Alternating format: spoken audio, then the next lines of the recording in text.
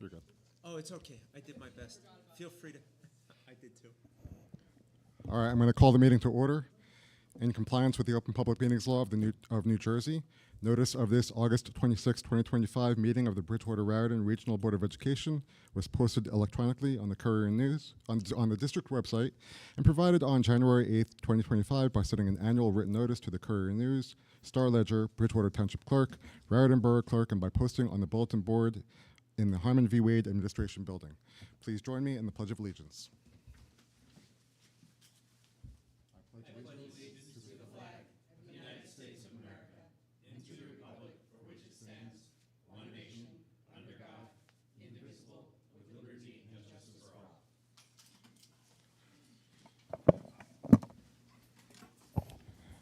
Mr. Lumsky, could you please call the roll?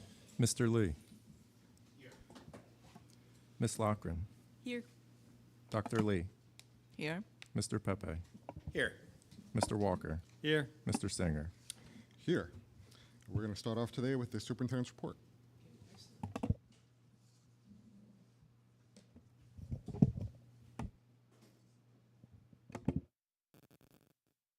Oh, it is. Okay. Thank you, Mr. Singer.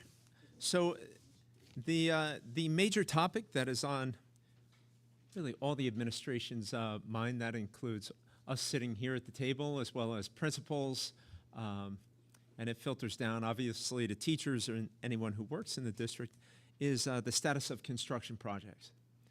I'm happy to report to the public, to the board, that we're making progress. We're going to be ready for the first day of school, but in certain areas, it's going to come right down to the wire. All right, and those certain areas where it's coming right down to the wire, and Mr. Lomsky and I were over at these schools today. It's going to come right down to the wire at Bradley Gardens. All right, they had probably the most intensive renovation of some kindergarten spaces, as you know, as part of the referendum. They're not just renovating kindergarten spaces, but they're also changing the dimensions of a few rooms to accommodate the hallway that's going to go to the cafeteria addition. So it was more involved there, and happy to say that we passed our inspections today. Right, so now they can button up the ceilings, get things going, and look, I really want to applaud our faculty, our principals, where, look, and I don't mean this to poke fun, but primary school teachers are so dedicated to their spaces, to their rooms for kids. And this is torture for a kindergarten teacher to not be able to access their classroom until like Thursday when we invite all of our staff in. So I appreciate their patience. We've told folks over and over, it doesn't have to be perfect. We just have to be ready for kids, and we can get those bulletin boards up and anything we need to do, in the meantime. But I'm really grateful for the tone and tenor of all the communications with our faculty, with our principals, because as we know, when we go into construction projects, whether it's a municipal project or on your home, right, we know that projects always finish ahead of time and under budget, right? That's a joke. It's not. So, well, yeah, there's 10 weeks, and the problem is, and we know it's no different than our homes, you're ripping open walls in a building that was put up 60 years ago, and you find things that you don't expect to find a lot of times, and a lot of times that's asbestos, which was a common building material used in these parts 50 or 60 years ago. So, yes, right up the road. So anyhow, we're due to be complete. Basilone Field is the other project that's coming right down to the wire. We received the go-ahead from the contractors that they're going to be ready for the home game on Friday. So we're good to go. And again, with that, hey, I know that the band can't get on the field to practice. The football team can't get onto the field to practice until Friday. But I think once we see the finished product and we get past this little hump, people are going to be happy with how things look. So before I hand it over to Mr. Moriello for his testing report, part one, there's really been some great news that I shared with the Board of Ed. We pushed out locally via media outlets. And a few things. One were the testing results that we've received. Specifically over the summer, we received our AP results, and that's going to be highlighted in this report. And we're really moving towards an excellent place. The other testing reports that we'll go over this evening, but also due to the efforts that we've put in place over the last 4 to 5 years, U.S. News and World Report came out with their yearly high school rankings, and Bridgewater Raritan jumped 36 spots. And that's a mercurial rise in the rankings, and there's no other school in Somerset County that had anywhere close to that. And we always say, right, it's the boring things that get you where you want to go. But look, 4 years ago, and I applaud the Board of Education, our administration, and the team. Look, we knew that there were learning gaps after COVID, and those learning gaps still remain. But, you know, through the curriculum office, through our principals, supervisors, et cetera, we really honed in on where those gaps were, and you see the rises in the state testing. All right, so that's one place that helped us in these rankings. Our AP enrollment and scores, we opened up more pathways for kids, and they've been utilizing that. And finally, and if you look at the matrix and how these scores are reported, probably the largest area that had the most profound effect on our ranking was our graduation rate. And we had said, now remember, the data for U.S. News and World Report is actually 2 years old. So it's 2022-23 data, right? That's reported, and that's where you are. But the graduation rate, at least 2 years ago, we went from 90 or 91% up to 94. And that's significant. Now we've pushed that up to 97%, which should help us in the future. So, I mean, it's working with all our kids, helping them get across the line. Look, we say over and over, every student who enters these doors, and when we open them on Tuesday to everyone, every student has their own set of challenges, whether you're at the top of the class or the bottom of the class, whether you're regular ed student or special needs student, everyone's got a mountain to climb. And although the view may look different from the top, it's our sacred responsibility to help those kids get to where they need to go or want to go. And I think as a collective, we are doing a much, much better job in that, and it's being reflected in these, again, in these metrics. So finally, before I hand it off to Mr. Moriello, our motto, and I know it was created under the old administration, was one and all. And look, we didn't come up with it, but I take that to heart. I think it's a good motto. One and all. That means everyone. Everyone's got needs, and we've got to make sure that we have programming for the 100% of kids that walk through our doors. And, you know, we're taking a lot of steps to ensure that. And I'm sorry, I have to backtrack. And one of the other areas that really helped us, and we'll see the results on this presentation, is how we work with our ESL students. Right? That's another metric where we made significant gains. So with that, I'm going to turn it over to Mr. Moriello.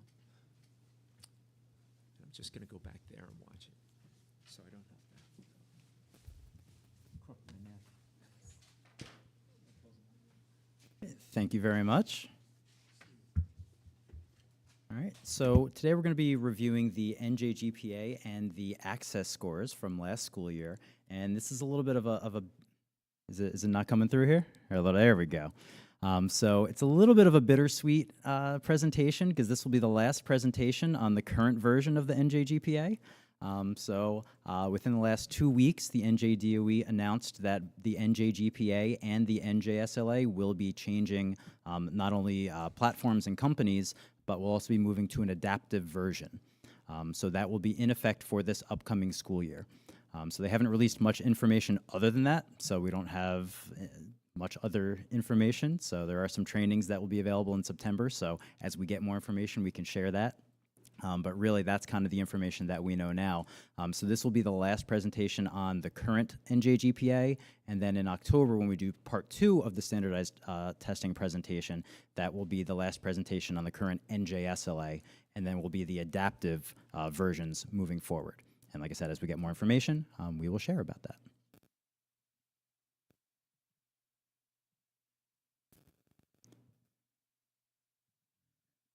So the purpose and context of this presentation, we said, are to look at the 2 assessments, the Access and the NJGPA.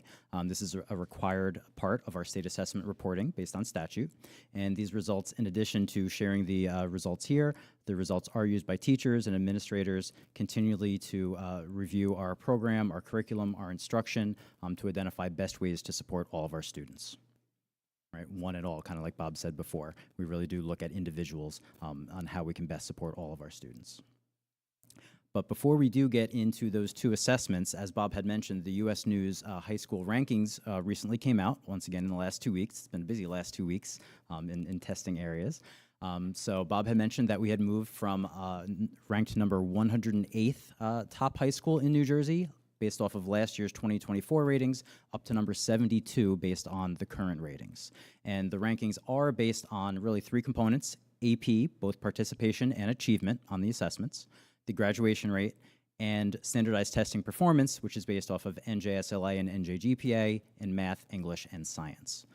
So the NJSLA and NJGPA, we're going to be discussing that in much more detail throughout this presentation for NJGPA, and then in October for NJSLA. So here's just kind of a brief summary of some of the AP and graduation rate over the last couple of years. And what's interesting, like Bob had mentioned, the 2025 rankings are actually based on data from the 2022-2023 school year. So you can see that highlighted in purple. So we actually have the data really for the next 2 years, essentially. So we can, although we can't predict the rankings, because we can't predict how other school districts are also changing over the years, we can look at just our initial metrics and what we can see where we were and where we're going. So looking overall at AP in terms of students enrolled in an AP course, number of exams that are taken, and interestingly, the percentage of students who take an exam who score a 3+ on the exam, a 3, 4, or 5, which is considered college credit in many universities. We're seeing most of those metrics increase year over year, and even increasing into next year when we're projecting the number of students who plan on taking an AP course for next year. You can see that higher than the previous years before. So we're hoping to continue that increase both in participation, and even though more students are taking exams, we're actually seeing a higher passing rate with those students who are taking exams. So it's great to see that the students who are taking the exams are being successful.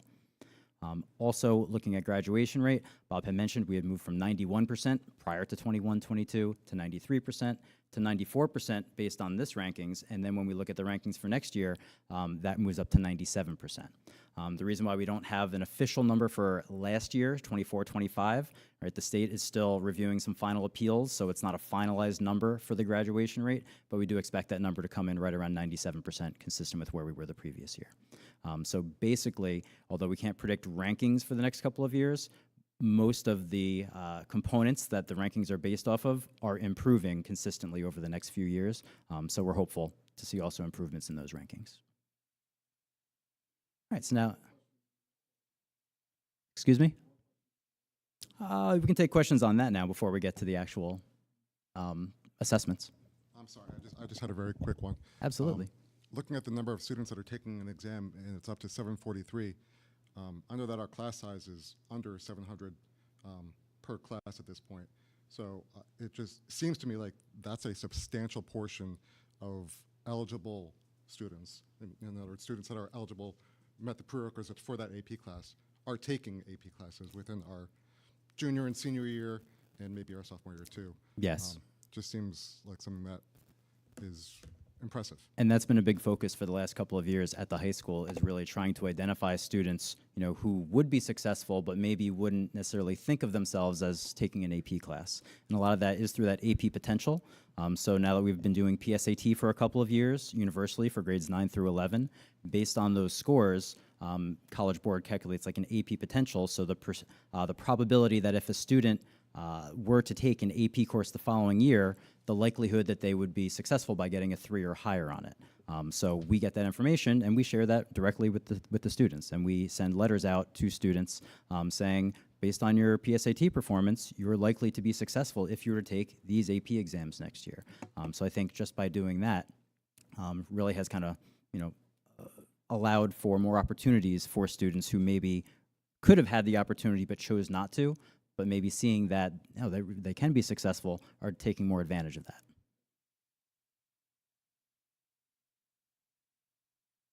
All right, so moving on to the NJGPA. So this is the New Jersey Graduation Proficiency Assessment, and this is really designed to measure students' proficiency, graduation readiness in terms of English language arts and math.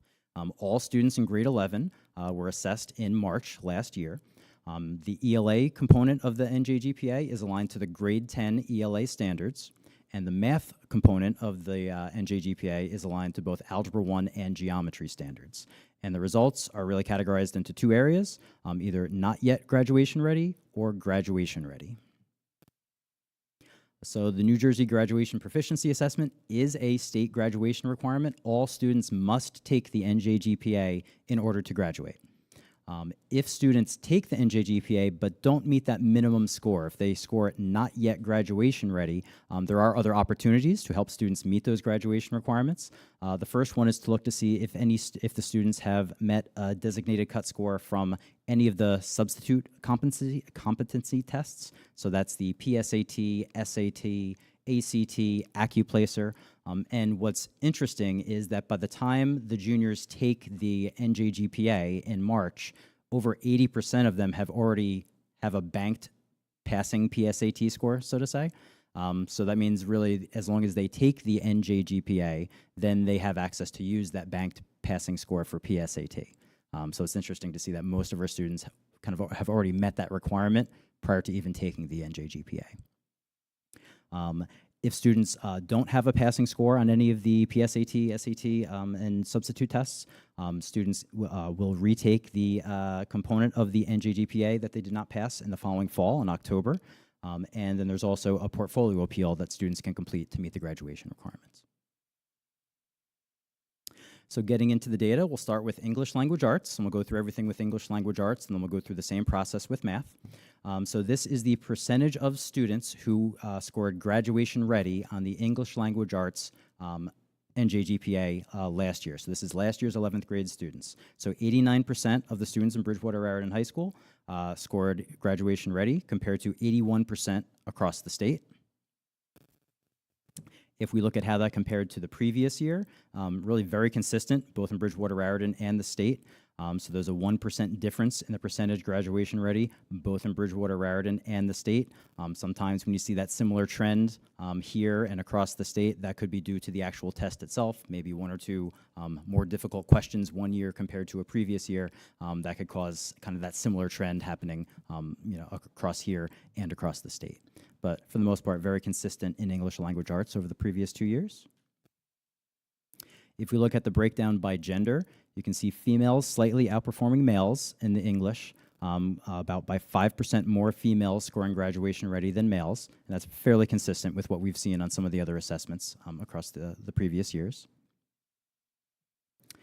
If we look at the distribution across ethnicities and races, you see some ethnicities and races slightly outperforming the overall average, some slightly underperforming. But one thing I did want to highlight is that these bars are, for the most part, closer together than what we typically see for NJSLA, for most of our other assessments. So it's really nice to see a little bit more consistency really across all ethnicities and race in their English language arts performance on the NJGPA for our 11th graders last year. If we look at the distribution across different programs, so special education, 504, English language learner, economically disadvantaged, you can see students in some of the programs like special education, English language learners, still underperforming the overall average, but for some of these areas, we'll actually go into a little bit of a comparison to over the last couple of years to see kind of how that performance has changed over the last couple of years. Okay, now we'll move on to mathematics. So the mathematics component of the NJGPA. So in Bridgewater Raritan, 79% of the 11th grade class last year scored graduation ready, and that's compared to 58% across the state. So Bridgewater Raritan significantly outperforming the state average in mathematics. If we look at the two-year comparison, you can see Bridgewater Raritan the previous year was at 74% passing rate. This year, 79%. And one thing I want to point out is this isn't growth, so to say, because this is not the same students year over year. This is looking at the 11th grade class from last year is the teal, and then the orange is the 11th grade class from the year before. So these are different cohorts of students that we're comparing. So we're not looking necessarily for growth. We're really comparing two different years of students and their overall performance of graduation ready. But within that, you can see a 5% increase last year over the previous year for our 11th grade class. And over the state of New Jersey, we saw still an increase, so a similar trend, but that was 3%. So not only is our achievement level higher than the state, but our increase was also higher than the state increase over the same time period. If we look at a breakdown by gender, you actually see the exact opposite of what we saw with ELA, with males outperforming females by 5%, by the same amount there. So interesting to see that, and that's consistent with what we've seen over the last couple assessments. Looking at the breakdown by ethnicity and race, here you do see a little bit more difference between some of the bars than what we saw with the English language arts between some of the ethnicities and the races, with some ethnicities and races outperforming the overall district average and some underperforming the district average. So we see a little bit more discrepancy with mathematics than what we saw with English language arts. Looking at a breakdown by programs, similar to what we saw with English language arts, special education, English language learners, economically disadvantaged, underperforming the overall district average, 504 slightly overperforming the district average. What we wanted to do is highlight just a couple areas, a couple subgroups that we noticed some significant increases in. So if we look at just the Black African American students at Bridgewater Raritan over the last 2 years, so the teal is last year's 11th grade Black African American students. The orange is 2 years ago 11th grade students, Black African American. So you can say, once again, different cohorts of students, but you can see in ELA, the increase went from 67% graduation ready to 92% graduation ready. So a very significant increase in ELA, and similarly in math, going from 42% 2 years ago to last year's 65% being graduation ready. So in this subgroup, significant increase both in math and in English language arts. We saw even more of an increase with our English language learners, like Bob was suggesting earlier. 2 years ago, only 9% of our English language learners in grade 11 were meeting with proficiency, right? Were considered graduation ready. Last year, once again, different students, different cohort of students, last year's 11th grade, almost half of our students were graduation ready in English language arts, and about a third of our students were graduation ready in math. So significant increases for our English language learners as well. And then finally, our economically disadvantaged students. You can see an increase in English language arts from 68% graduation ready to 77% graduation ready, and a really nice increase in math from 29% to 50% graduation ready. So although some of these numbers aren't quite where we want them to be, we don't want to end up at 50% graduation ready, it is a significant increase from where we were in the previous year, and so we're kind of cautiously optimistic to continue these trends, into the future, although we won't have a same NJGPA test to kind of do a comparison with. So we'll see what happens as we get the information about the new NJGPA. Okay, now we're going to move on to the access test, the WIDA access. So this is administered each year to all students in the district, K through 12. All of our multilingual or English language learners take this assessment between February and April. Really the purpose of this test is really to give us a snapshot of their English language proficiency at that time. It's assessed in 4 different areas: reading, writing, listening, and speaking. It is required by federal law, and there's really 6 different performance levels that can go anywhere from entering the English language all the way up to reaching, which is level 6, our English language. So here you can see a snapshot across all of our different grade levels. Before we get into the actual data, I just want to highlight a couple things. There were a total of 338 students who took the assessment throughout the district, and those 338 students spoke a total of 37 different languages. So that's really, a highlight of the diversity of our population and our community. And both of those numbers are up slightly from the previous year. And if you're looking across the grade levels, you will notice that there is no grade 8. There is no bar for grade 8. Grade 8 did not meet the minimum reporting requirement. Whenever we have less than 10 students in a certain area, we're not allowed to display the results for confidentiality reasons. So that's why we don't see grade 8 listed there. As you're looking across at the total bars represent a total number of students. So the higher the bar, the more English language learners we have at that grade level. So you can see the higher bars really exist for kindergarten through grade 4, and then they kind of lower a little bit.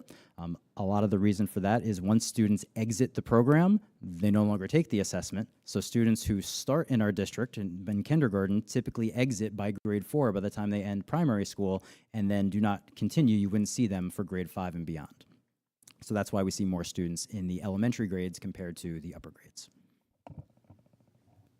If we were to combine all grades together, so all 338 students, this would be the distribution, the snapshot of the English language proficiency. So you can see most of our students, about a third of our students are in that level 3, and about a third of our students are in that level 4. And 62 students out of the 338 were approved to exit the ESL program. In order to exit the ESL program, students need to score a minimum 4.5. The actual score is not a whole number, it's a decimal. So within that 4, you have to be kind of half of the bar of the 4 would meet that criteria, as well as all the 5s and 6s. So a 4.5 and meet curricular measures within the classroom. So 62 students did meet that, so they will not be taking the access next year because they would be exiting the program. Looking at the 3-year comparison of our access results. So once again, not necessarily looking at growth because some students may be taking the access if they haven't exited the program multiple years, but we get many new students who start in 1 year, and then students who exit wouldn't be included. So it's not the same cohort. It is kind of a mix of different cohorts. Question, Barry? There is a process to exit mid-year.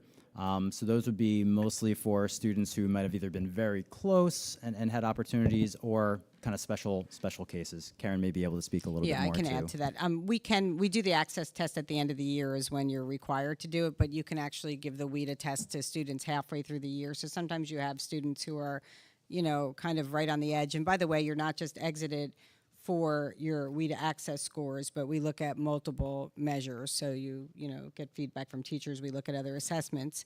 But we likely will retest a certain subgroup of students this year who are, right at the exiting point. So, yep, we can do that halfway through the year. Yep. And that's actually, if you're looking here, if you look at level 5 and level 6, why you see so few students scoring in level 5 and level 6, that's because once students meet that 4.5, they no longer take the test again. So there's no opportunity for them to get to that 5 or 6.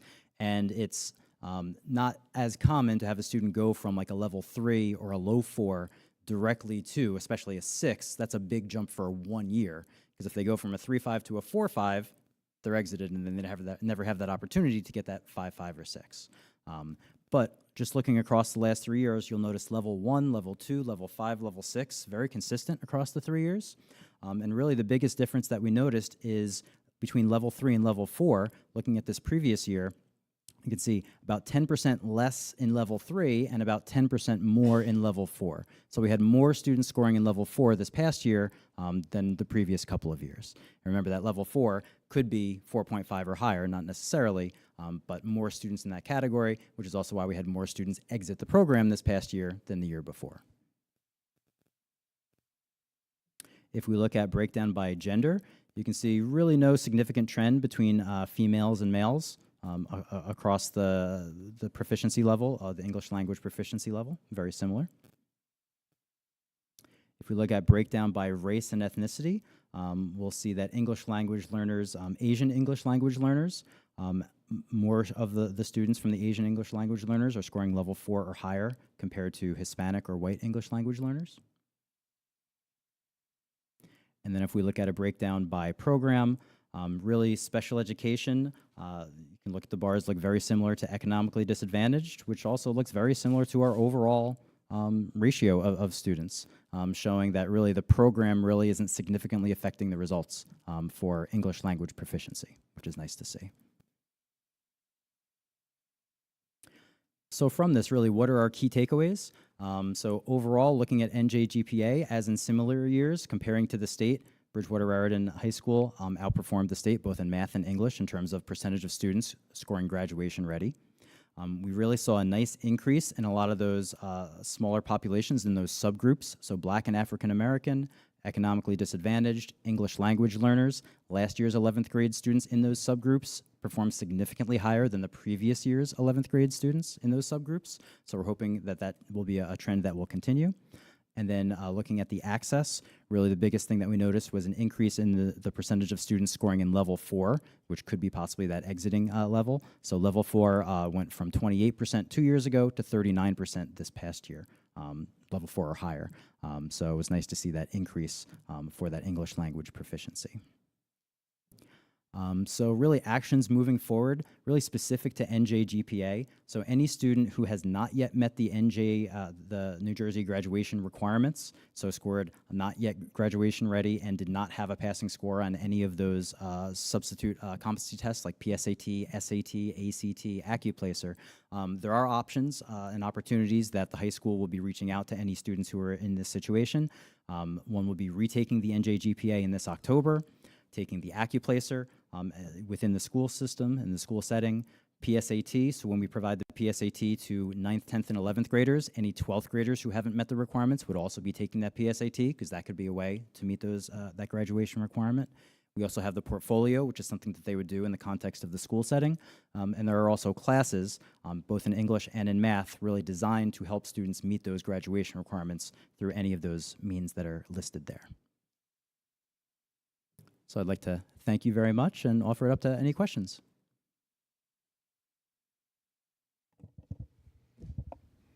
Are there any questions?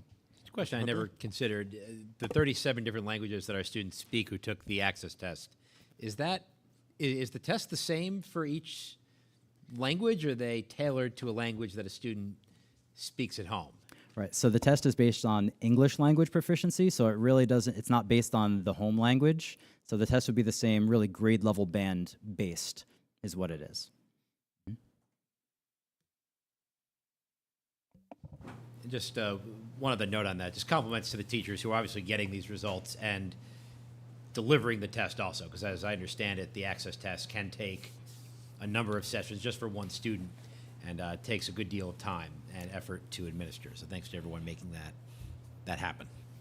Yes, thank you to that, because there are the 4 different domains, and typically they would be assessed over 4 different days with those domains, and then, yeah, so it does, it's a little timely, but that's why the state also gives us a large window to do that assessment in. Mr. Lee?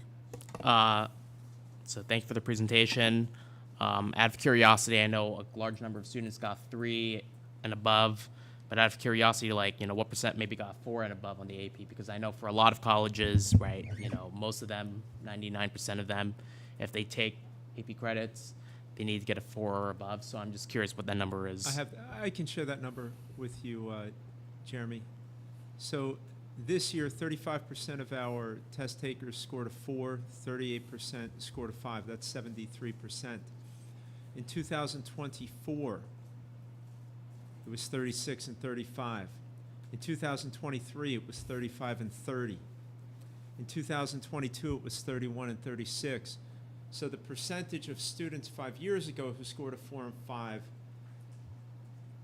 was what, 6 percentage points lower than the results we're seeing now. Again, adding to the idea that no one ever loses rights or access by inviting other people to the table.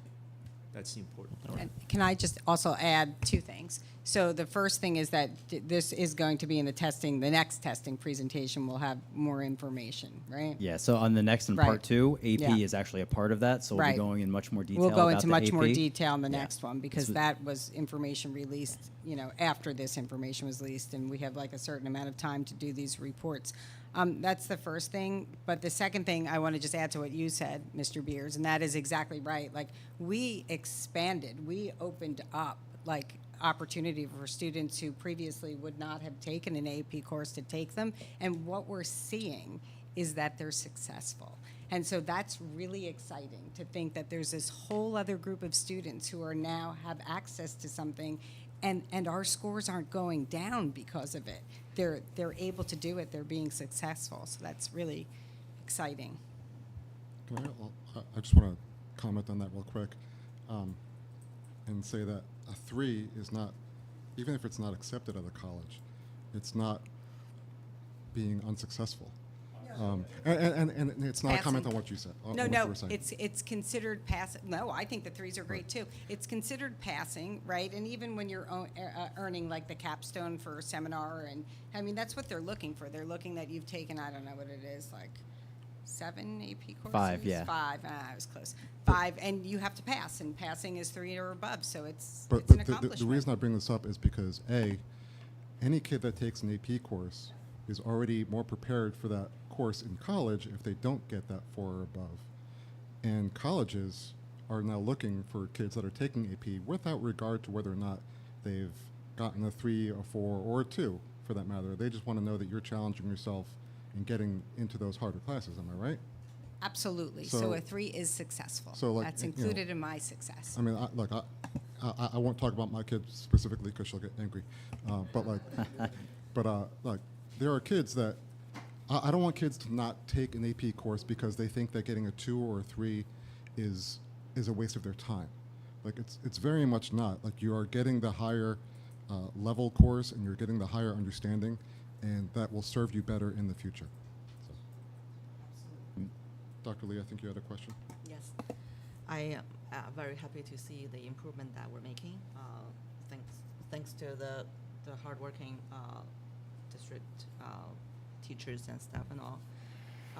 When we look at the U.S. News ranking, we always got to be careful how to interpret that, right? So we want to understand also what's the fluctuation, and is that a consistent improvement that we're actually seeing that benefit our students? That looks like from our data showing internally that is the case.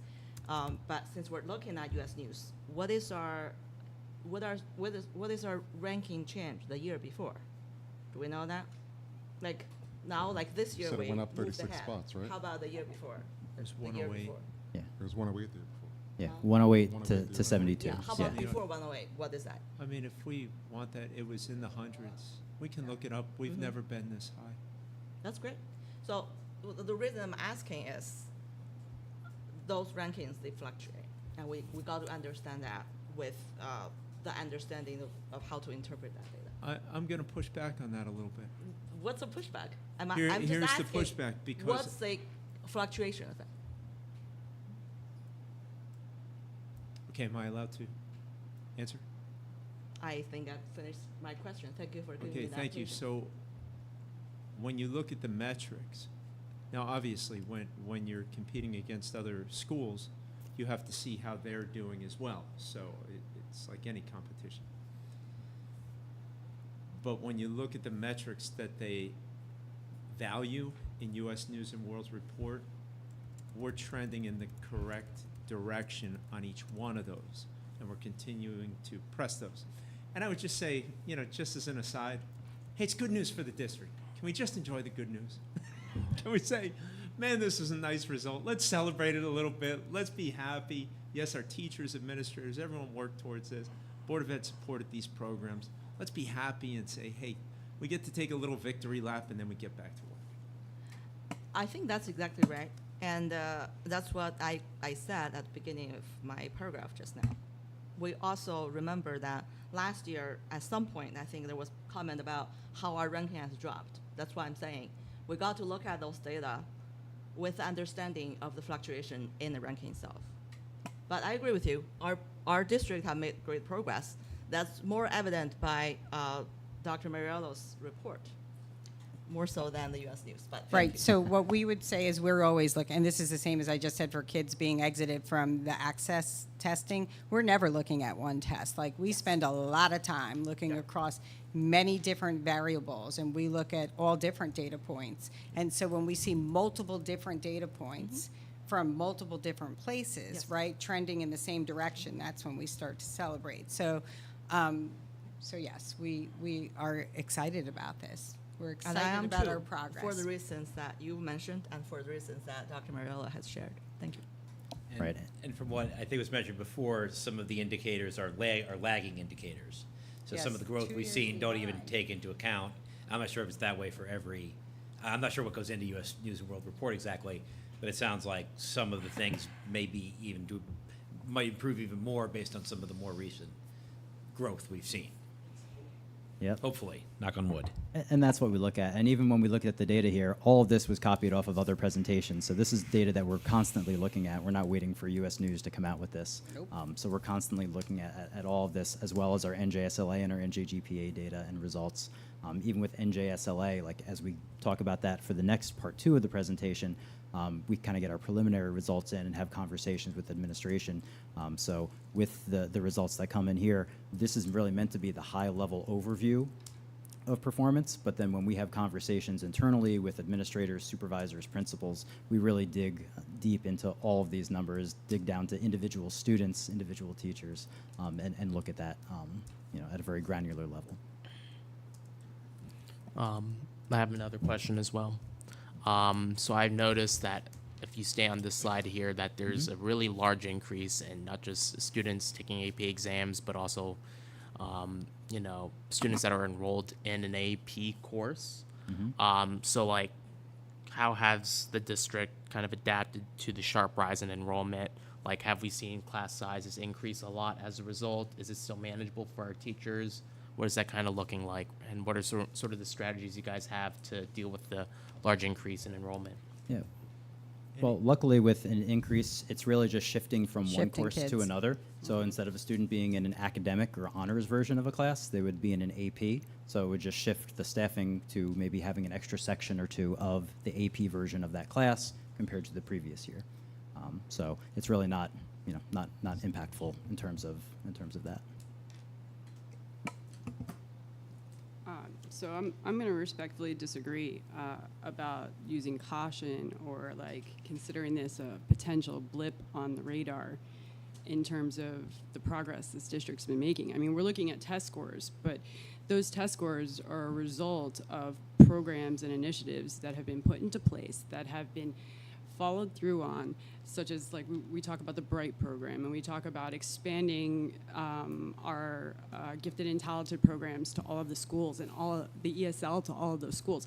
And we're now seeing a result of work that has been done over the years. And not only am I going to celebrate it full-heartedly, I just want to commend administration and all the teachers and staff that have put this in motion over the years, because it's really an incredible job and something to be proud of. Thank you, Jen. And just to add on this, although we're focused on AP scores, and that's the slide that everyone's looking at, the Bright program and the structured learning labs that we have at the high school, and I've got to say, I'm grateful that the Board of Education supported these initiatives because they cost money, right? You're allocating resources to those areas. They've had a profound impact on our student body, right? If you were to look at a 91% graduation rate versus a 97% graduation rate, right? So we climbed 6 percentage points. It doesn't sound like a ton, but wait, a graduating class of 700, that means you're in the neighborhood of 40 kids a year that you're getting across the line who were not getting across the line. And if there's one statistic that goes back a number of years, and I'm grateful that the board followed our lead in putting this in a short amount of time, it's had a profound effect on kids. And think of the difference in their lives. Now they have a diploma, and whatever their future holds, whether it's community college, workforce, etc. So we're continuing to work on those programs, plus the structured learning labs where, right, when a young person is struggling in their classes at school, they get tutors. We pull them out of study halls, and they get tutors to make sure that they don't fail classes. I shouldn't say to make sure. Most of them make progress, and we do our best to do it. But those types of supports, as I said, for all learners, probably had the most profound effect some of these numbers. So thank you. And look, it was a leap of faith for everyone at this table 3-4 years ago when we said, look, we have to do all these things. And I know Dr. Jones's group, did a whole audit of the ESL program, and we went forward with those recommendations, and you see it in short order. So it's team effort. It's team effort.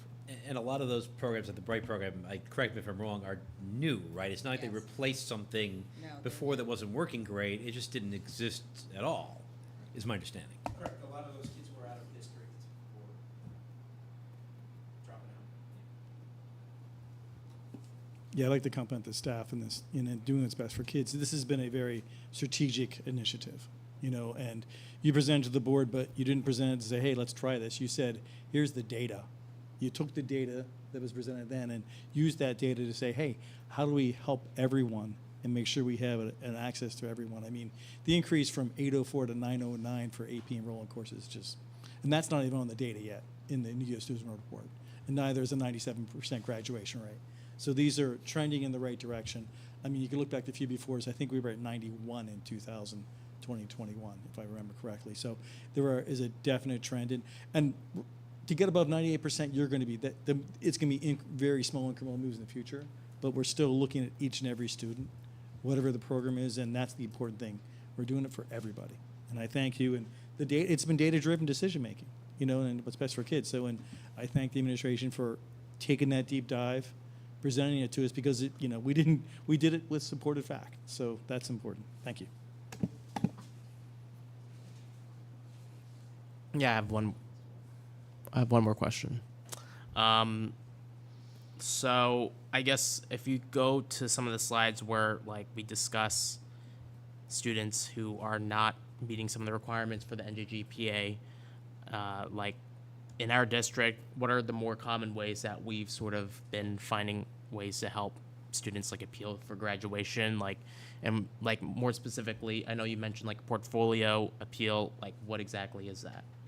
Yeah, so most students who don't meet the NJGPA, there are many students, like I said, who already have a passing PSAT score banked, so they actually don't need to pass the NJGPA to meet the graduation requirements. They just need to take the NJGPA, because really the rule is everyone has to take NJGPA. There's no ifs, ands, and buts about that. But once you take the NJGPA, then that opens up all of those alternative tests, which include PSAT, SAT, and many of our students do have passing scores on those. So for many of our students, it's not even an additional step. It's take the NJGPA, they already have the passing score, they're good. Jason's nicely saying that we went back and looked at this. So we had some students who actually had already met the graduation requirements with PSAT or SAT, and then they did not, they would have been in the group of kids who did not do as well on the NJGPA or didn't take the NJGPA even though they have to. So then they would have to take a makeup because, it's how seriously people take things when they've already met the graduation requirements. So. Yeah. But anyway. Yes. And then for students who still haven't met it, we do have classes. We offer everyone taking the NJGPA again in October. So all of our seniors who haven't met the graduation requirements would take the NJGPA then. They would also be taking the PSAT again. And at this point, students are knowing that they now need to meet the graduation requirements, so there's a little bit extra desire to make sure to be successful on these assessments. And then students still not meeting it, we offer the AccuPlacer, which is a test that we can offer within just really our own school. We have those classes that I had mentioned that really start off by preparing students for that AccuPlacer assessment to be successful on it. And then what the portfolio is for students who really haven't met any of these other assessments after multiple attempts. The portfolio is for mathematics, it's 4 questions that have to meet certain requirements for certain standards in reasoning in mathematics and modeling in mathematics and hit different standards like algebraic, functions, geometry. And students, it's a multi-part question that students need to complete. And then we grade based on a rubric that's kind of almost like a county or state approved rubric. And then students need to have a passing score on each of the 4 assessments in order to meet that requirement. And then we submit that to the state, and they hopefully approve it. And that's a small percentage of students on the portfolio. Very few. Yeah. Very few for portfolio. So single digits usually. Those are all my questions. Thank you.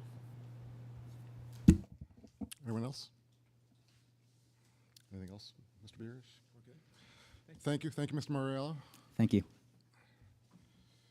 We're now up to the President's report, and just want to very quickly welcome our staff back into the buildings this week, right? Tomorrow? Thursday, okay. Well, welcome back. We've missed you.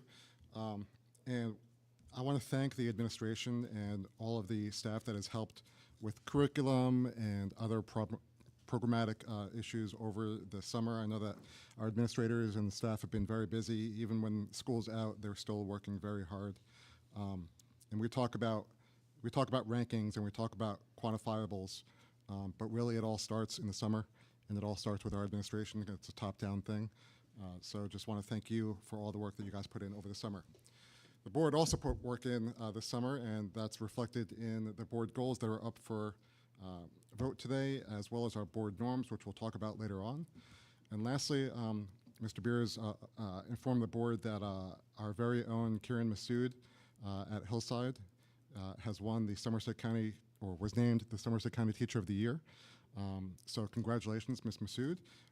We look forward to celebrating you at the Somerset Votech cafeteria in May. It's always a great event, and it's going to be such an honor to have one of our own be the one that gives a speech there. Mr. Walker, you had something to add? You look like you have something to add. No. All right. That's it for me. Thank you. We are up to committee reports, and up first is the Academic Committee, and I am informed that Mr. Pepe is going to give that. Yes, thank you. So the Academic Committee met virtually on Monday, August 18th at 5 o'clock. In attendance were Mr. Joshi, Ms. Hasuna, Mr. Singer, and myself. And from the administration, Dr. Jones, Mr. Beers, and we were joined by Mrs. Madia and Mr. Moriello. The first up on the agenda was a review of new curriculum revisions and projects. The committee reviewed curriculum reports detailing summer work specific to new and revised curricula and curriculum projects. Reports included objectives, rationales, completed tasks, plans for implementation, and costs of the project. Dr. Jones explained that stage 1 of the curriculum is linked on the district website and is viewable by the public. This stage includes pacing, essential questions, and understandings, skills and content, core and supplemental resources, standards, and mandates. Supervisors work with teachers to ensure that district and CUSAC requirements are met. Any questions on that topic? Dr. Jones, am I correct that the most recent revisions would be available if they were passed tonight? Yes. Thank you. All right, secondly, we reviewed the required mentoring and professional development plans. The committee reviewed the district's PDP, or professional development plan, which is aligned to district goals and includes professional development structures, and focus areas for the 2025-26 school year. The committee also reviewed the required mentoring plan, which is aligned to professional standards for teachers and requirements of state statute. Any questions on that? All right, third, we took a quick look at the interscholastic athletic schedule for the fall and the band schedule, and we reviewed and had some quick discussion on that. Everything looked good. We talked about how it's likely to change a million times based on the weather and facilities and a million other reasons, but the initial draft looked great. So and that is on the agenda tonight for approval. Any questions on that? All right, number 4, we had a attendance discussion. Dr. Jones reviewed high school attendance expectations, including how excessive absences can result in loss of credit and require an attendance contract and attendance appeals process. Detailed information regarding absenteeism, absence verification, appeals, tardies, and loss of credit will be clearly outlined in the high school's student handbook. Any questions there? Yes. I have a question. So about the attendance, what if the child is sick a lot? Like, what happens there? I think that wasn't the most of our argument surrounding that, but I'll turn that over to Mrs. Jones because I'm sorry, Dr. Jones. Probably is a better answer than I can give. If a student is sick often, it can still count towards loss of credit, even if it's like excused by the district, because if you accumulate so many absences, it can interfere with your ability to be successful in class. And it kind of aligns with our other policy that we have on promotion and retention that we went through, where we're saying students have to actually attend a certain number of days per year to be promoted. However, the point of this isn't really to take credit away from students, right? Because we're working towards a place where we're trying to make sure our students graduate in a timely way. So what actually happens is it's just flagged earlier, it's communicated with the parents earlier, there's an attendance appeal process, and really you're like completing an attendance contract where you have somebody who's working with you to ensure that you're doing the work that you may have missed and that you're attending school regularly. And sometimes we have students who are chronically absent due to illness, and it's all year long, despite us trying to work with families. That can also happen, but it's unusual. So this is really put in place so that we can intervene prior to a student really losing credit. That's the purpose of it. So what's the cure for that? If the student, do we have like a way to help them? Can I just add, if a student has a catastrophic illness, right, a major illness, that's something different where that student is placed on bedside instruction. Right. All right, and they get home instruction. So we want to make sure that we don't conflate those two matters, right? If anytime a student has a serious health matter, where they're going to be hospitalized or what have you, obviously they're never going to lose credit. And we provide services to keep them up with their studies during that time. That's why you see on your attachments on a monthly basis, you see a bedside instruction list. So that's what that falls in. And things are dealt with on a case-by-case basis. Right. And unfortunately, really, and I'm just going to say this because maybe people will listen to this, we had a problem last year with attendance at the high school with students who were kind of taking advantage of the law as far as like taking religious holidays. So there are many, many religious holidays, and there were students who were really celebrating every religion. And so what happened was we actually were flagged by the state, and the state sent us multiple emails telling us that we had over 40 students who had over 20 state excused absences, because religion is a state excused absent, which is different from district excused. And so we really do want to communicate the seriousness of attendance and the importance of being in school every day, because in addition to it being important for that individual student, by the way, these were primarily our high-performing AP students who were doing this, it actually ruins instruction too, because whatever you have planned for the day, when you have cohorts of kids absent, and I guess for me the most disappointing piece of this is that when we contacted parents, there were many parents who actually supported their students just, taking off all these days without, to explore religion, which isn't the same as, observing a religion. So we really want to stress that we value attendance, and we hope then that the community will support us in that. I think that attendance is very important. I think having structure is also very important in our education. Being there in attendance is an important part of structure. So I just want to make sure that the kids who are sick and have an actual reason that they are having difficulty to attend, they're taken care of. Does this policy currently automatically trigger the support such as home instruction or stuff like that? Support system? That's more procedure versus policy. Right. We deal with issues as they come to us. Right. This is not a policy. This is just it aligns with our policy. It's the procedure. So as soon as you're flagged for excessive absences, you automatically receive an attendance contract, and then you'll begin working with someone to support you. But again, if it's illnesses and they're legitimate illnesses and you're being successful in a class, you're very unlikely to ultimately lose credit. But we still have to follow the process. And there is an appeals process, is Yep, what Mr. there's an Pepe appeals, absolutely. referenced before. Mm-hmm. I mean, I've had a kid who had 10 absences, and I got a letter right away, and my first thing is to call the school and find out what's going on, and is this really an issue? Right, it's really, So it's communicate part with of the good schools. Yeah. communication. Right, sounds good. It's good to hear that there's reassurance to enforce the structure as well. Thank you. Anything else on that? Right, next on the agenda was a policy review. We took a look at a policy and regulation, 5230, regarding late arrival and early dismissal. The district's late arrival and early dismissal policy and regulation were compared to the current Strauss-Esme version.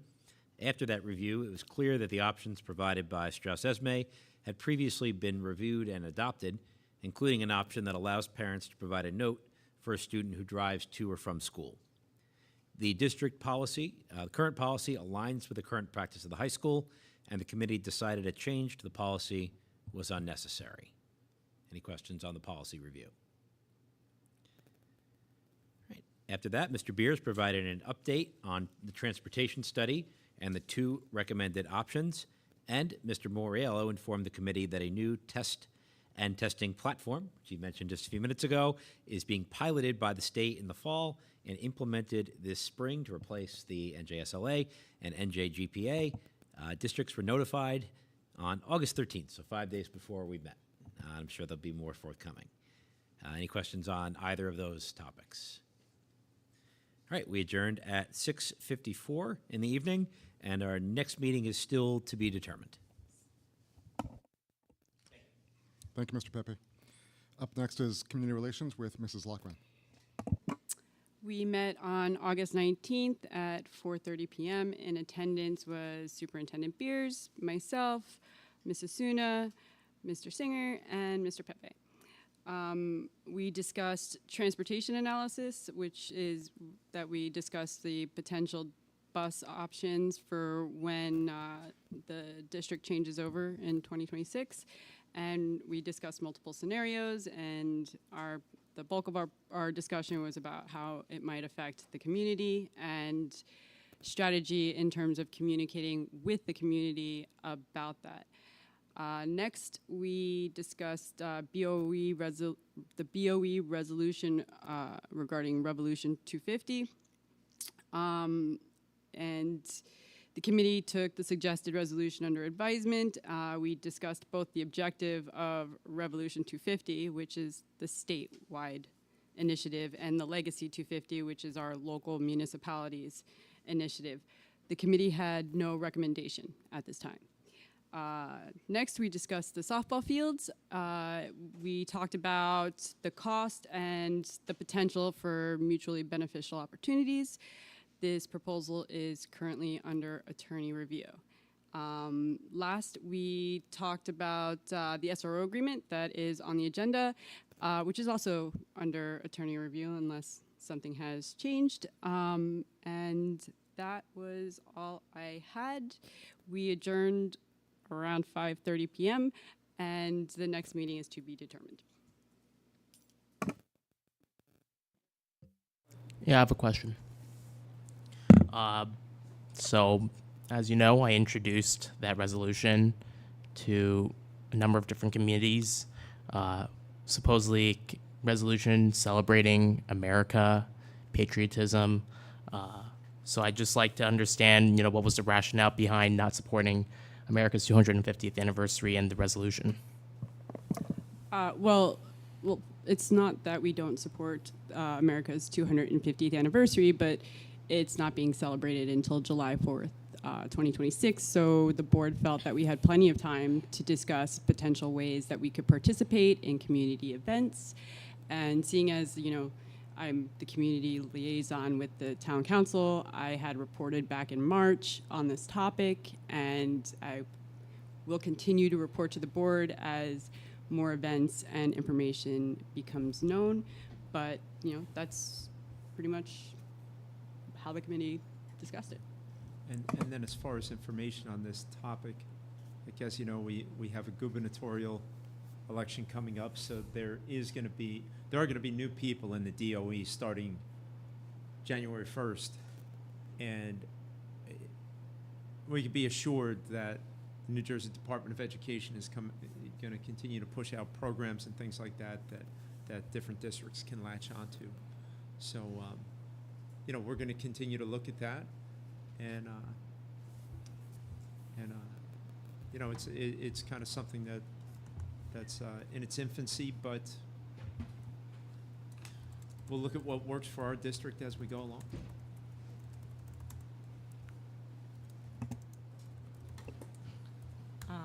I want to understand the process.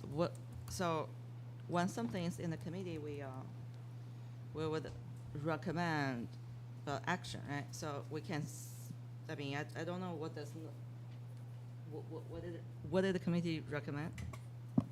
The committee recommended that we take no action, that there was no action that we were supporting doing.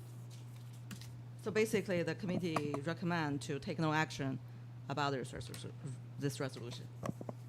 Yeah, well, you know, like I said, the anniversary is, the celebration of the anniversary is scheduled for July 2026, but if we're being like historically relevant, like our actual involvement in that particular point in time in history wasn't until the following year anyway. So, I mean, we have time, and there will be community events and opportunities where we can participate as a board, but, you know, we're not going to affect academics, which is what was written in the proposal. And again, like I said, we have plenty of time. Also, you know, like the rest of us would love some input on how we communicate, you know, this sort of opportunity that celebrates the history of our towns, our collective towns, being Bridgewater and Raritan. So, you know, we've got time.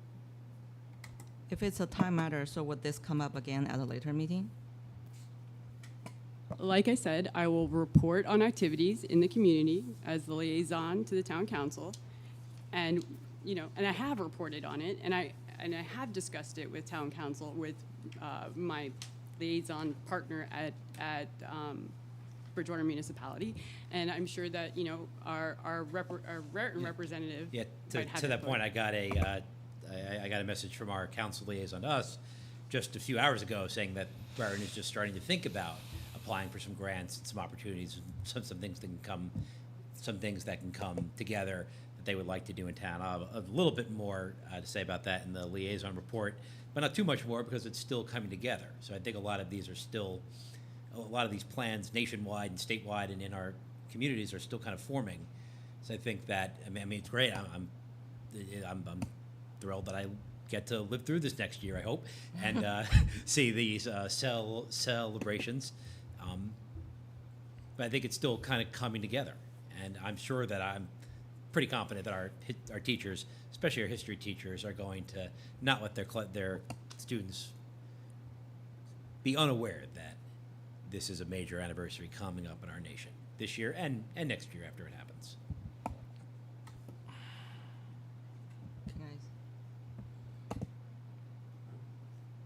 So it looks like the committees think that this is a little early to discuss, and then maybe it will come up at a later time, because as Michael says, that it's relatively early.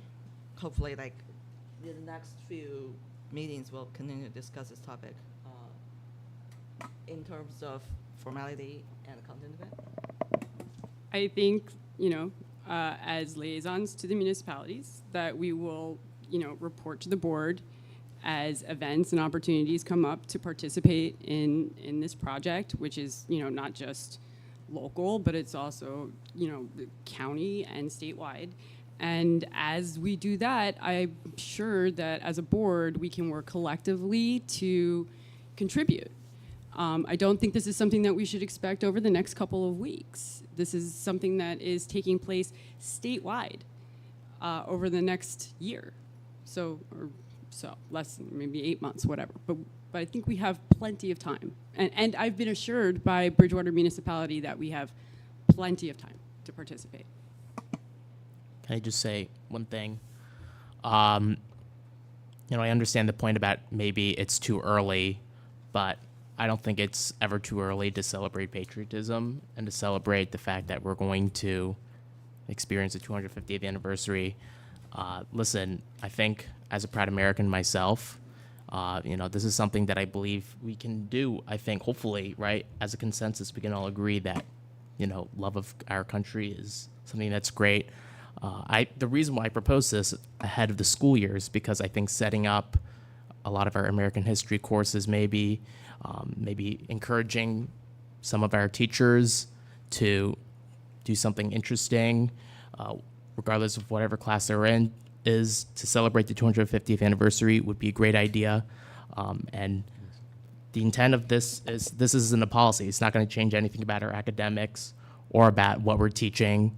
What it's going to do is it's going to encourage the celebration of American patriotism. So that's what I think. We pledge allegiance to the flag before every meeting. Okay, I think we are like strong representatives of patriotism and government and all of that. But once you start like recommending how the district is going to behave, that's an administration role. It's not our role. We reviewed the policy. We gave a recommendation. And honestly, like I'm excited that you are excited to recognize it, because I've been talking about this for 3 years. But the resolution that you presented doesn't represent the whole of the board. It also, usually when the board does a resolution, it's to affect change at some level. It's not for performative reasons. It's for effectuation of change. When we did it previously, it was in opposition to the NJGPA as a graduation requirement, because we didn't think that, or not that, I'm sorry, it wasn't NJGPA, it was the financial. It was FERPA as a graduation requirement. We didn't think that that was necessary and put a burden on our district, so we wanted to effect the change of not having that. When we did it for school start times, it was to effectuate that change. This isn't looking to effectuate any kind of change, and I think it's just, it was superfluous in my personal opinion in that regard. I also think that suggesting in any way that our staff is not going to teach citizenship, which is part of the NJSLA, teach the history of the American Revolution, which is part of our standards, to teach love of America is untoward and inappropriate at this or any other level. They don't need encouragement to do that. They already do that. And even if they weren't already doing it, it's in our standards. So I don't think that there was anything of substance in this. I celebrate America in my ways. I follow and adhere to the Constitution. I follow and adhere to our state and federal laws in every way that I can. I fly a flag on my property. That might not be for everyone else, and that's fine. To suggest that there's any one way that we need to do a celebration like this is inappropriate in my mind. So I just want to clarify what I said. I never suggested that our teachers are not. I'm not sure how that came to be. What I am saying is we should be encouraging more of it, especially things related to the 250th anniversary, which I think is something that's momentous and something worth celebrating. And that's what the resolution does. This resolution is meant to celebrate the patriotism. It's meant to encourage teachers beyond what we are already doing to continue that tradition and to do that especially this year, especially as we start the school year. So that's why I introduced it, and that's all. As a parent with kids in the district, I'm thrilled because I get to see my kids participate in patriotic activities every year, and I'll take the recommendation of teachers on how patriotism and Americanism is taught in school, or whatever it is that you're trying to achieve in this resolution, and obviously the administration's recommendation, since they do develop the curriculum. Are there any other comments or questions? All right. We're up to Finance, Facilities, and Transportation with Mr. Walker. Thank you, Steve. We met on August 19th at 5:30 here at the Wade Building. In attendance was Mr. Pepe, Ms. Lovren, Mr. Singer, Mr. Lomsky, Mr. Beers, and we had Mike Archer from the Transportation Consultant on remotely. The first item on the agenda was the 26-27 transportation update. Mr. Archer, the transportation consultant, presented to the committee a brief analysis of the district's current transportation routes and two potential options for the new 26-27 school year. Changes in instructional time start and dismissal times were discussed.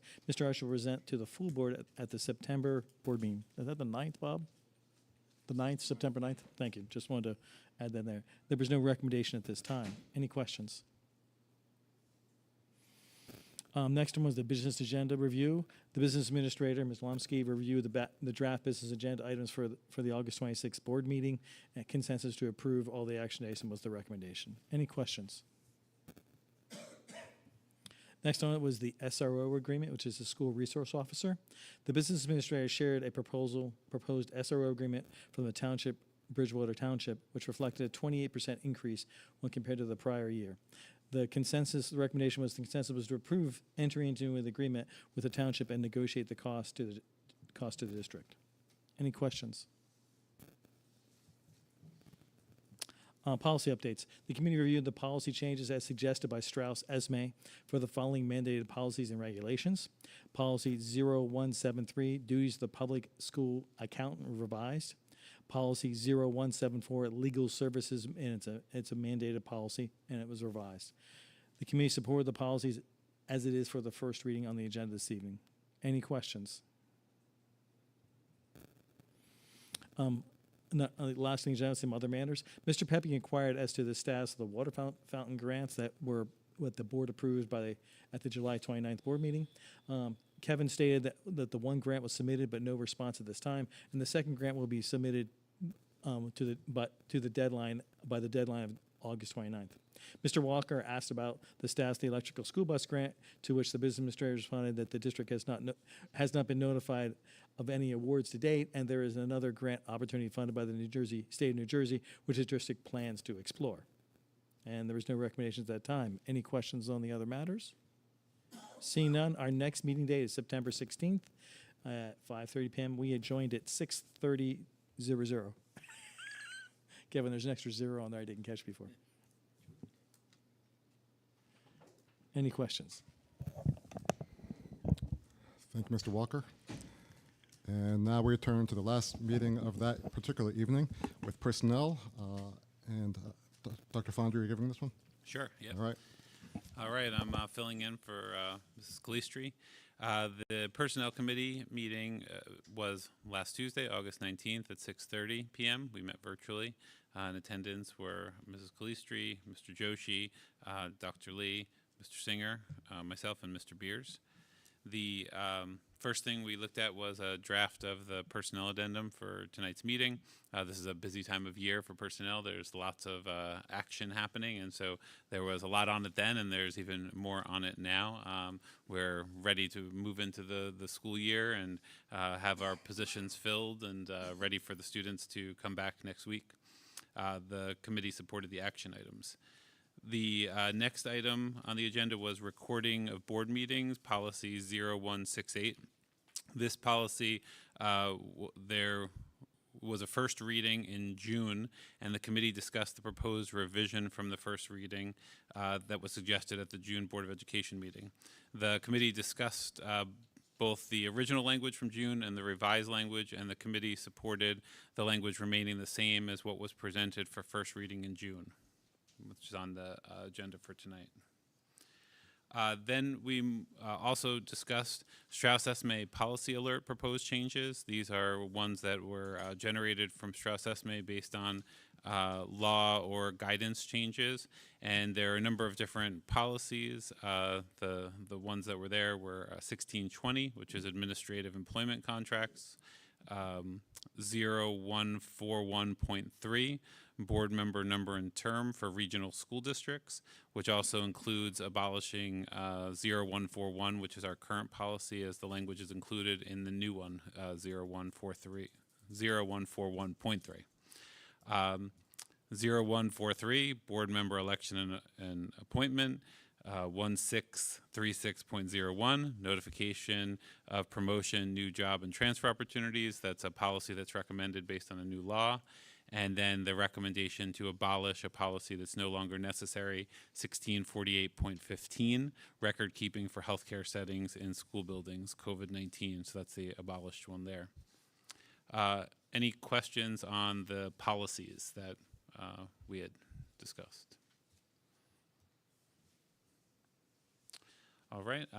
Next on the agenda was a transportation analysis update. Mr. Beers provided an update on the transportation study. No action was taken by the Personnel Committee. Summer hiring update. I provided an update on summer hiring. The schools are staffed and ready for the new school year, which is great. We're very excited to welcome the new staff members. We had our new staff orientation this week. Great group of new staff members joining our great existing staff members at all of the schools throughout the district. The committee supported the action items on the personnel addendum. Elementary enrollment and staffing update. I provided an update on elementary enrollment and staffing. The district is staffed in accordance with applicable policy. I reviewed the primary school enrollment that fell within policy, but outside of the desired class ranges as noted in that Board of Education policy. No action was taken. And then for other matters, there's one other item that's a personnel item on the agenda, the evaluation rubrics. Each year, the evaluation rubrics that are used for certified staff have to be passed by a board resolution. There's no changes, so this is the same exact rubrics that the board had approved last year, and so that's on the agenda as well. We adjourned at 7:46 p.m., and our next meeting date is in October 28th. Any questions about those last items? All right, thank you. Thank you, Dr. Fonder. We're now up to the open public comment section. I'm not up to that, excuse me. We're up to liaison and delegate reports. Are there any liaison and delegate reports, Mr. Pepe? Yeah, real quick from the Borough of Raritan Council. I just learned this. The borough is applying for a 2026 County Historic Partnership Program grant. They're looking to do a project that, again, I don't have a lot of details. That's sort of a walking tour of some of the historic sites and locations around the town. They thought it might be something that the schools could either participate in or benefit from, and they wanted to reach out to the administration, which they plan to do at some time soon. So just be on the lookout for that. One other note from the last council meeting, the Borough Council took up a resolution, this is tangential to the schools, from the Panther Athletic Club to hold a bonfire at the old Washington School site, which is part of their homecoming festivities. Apparently that's a traditional spot for it, which was approved. So again, that not a request from the district, but I thought I'd let the board and the administration know. Any questions on any of that? Did they have a date for that, or is it still preliminary? They mentioned October. I think it was early October, but I don't know. I'm not sure if they had a date locked down. Thank you, Mr. Pepe. Mr. Walker? Yeah, I was going to just, as we start the school year off, NJSBA is starting to kick off all the functions and everything. So your county meetings are on there for Somerset County, but you can attend them all. Also, workshop is coming up October 21st to the 24th. I don't know if I'm on we have a few presenters who will be presenting in the room there, Mr. Beers and Mr. Moran. It's, I think you're 2:30 on Tuesday, the 22nd, I think is your time. Am I correct? I don't know. I think you're, by the way, I think you're 2:30 on the 22nd. You're not Thursday morning, so the law form. Tuesday at 2:30, okay, that's what I thought. So, and also there are Dr. Fonder, you're presenting too? What day are you? Do you know? Yeah. All right. Okay, there's 3 people in the room. I apologize. I only got the heads up on YouTube. I didn't get Dr. Fonder too, but that's great. He's part of a panel? Oh, fantastic. So, also there are trainings you can take there. Those trainings, if you do take them, need to be board approved, and then Kevin has to register you for them, correct? So if you're looking to do that, we have a couple more meetings before then to get them approved. So just something to think about. Yeah, so the point being that if it's an October 21st workshop and you want to do something then, you should probably have it in by September 29th, right? At the very least. Yes, correct. Yeah, so I'm just trying to, that's what I was saying. So, but looking forward to a workshop set up. We have Joe Theismann coming as the keynote speaker. So those, a Jersey quarterback. Thank you. I mean, Bob knew he's a little older than us though, isn't he? You might, so that's all I had going on.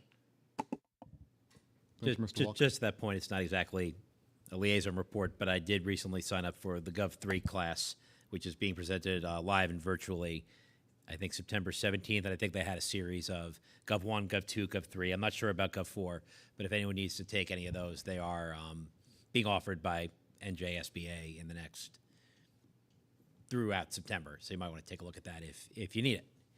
And thank you to Kevin for signing me up so quickly. I think it took about 45 seconds when I sent the email, so much appreciated. Can I ask you a question real quick, Barry? If you've gone through all of the segments of board training that are required, do you just start back over at? So once you go through Gov 1 and 2 and 3 your first term, then you go Gov 4. Gov 4 needs to be done every time you're reelected. But I find Gov 4 interesting every That's year because legal, that's right? the legal update, and that changes monthly. You know, if you see what's going on, I mean, honestly, the new decisions that come out and things that come on, that's monthly. I'm sure, Bob, you get ASA does a pretty good update, and you all in the BAs Association too. The legal stuff changes monthly with us for the major of the operations, but for us also too. So that's usually pretty good. Cool, thanks. They used to do it at one of the county meetings, but they don't do it anymore. We For usually what- get them at county meetings. we usually used get to. legal We updates. haven't done it in a while. Yeah. They changed the last couple of years. They used to do They used to have one county meeting where Gov 1, 2, 3, and 4 were offered, Oh, but they don't do that anymore. So it was done, and it's virtually online. Is there a cost to the online version? No, most of them are free. Most of them are free. Yeah. So like if you do them in person, there's usually a at the cost. conference usually costs Yeah. money. So yeah, that's where it goes. So.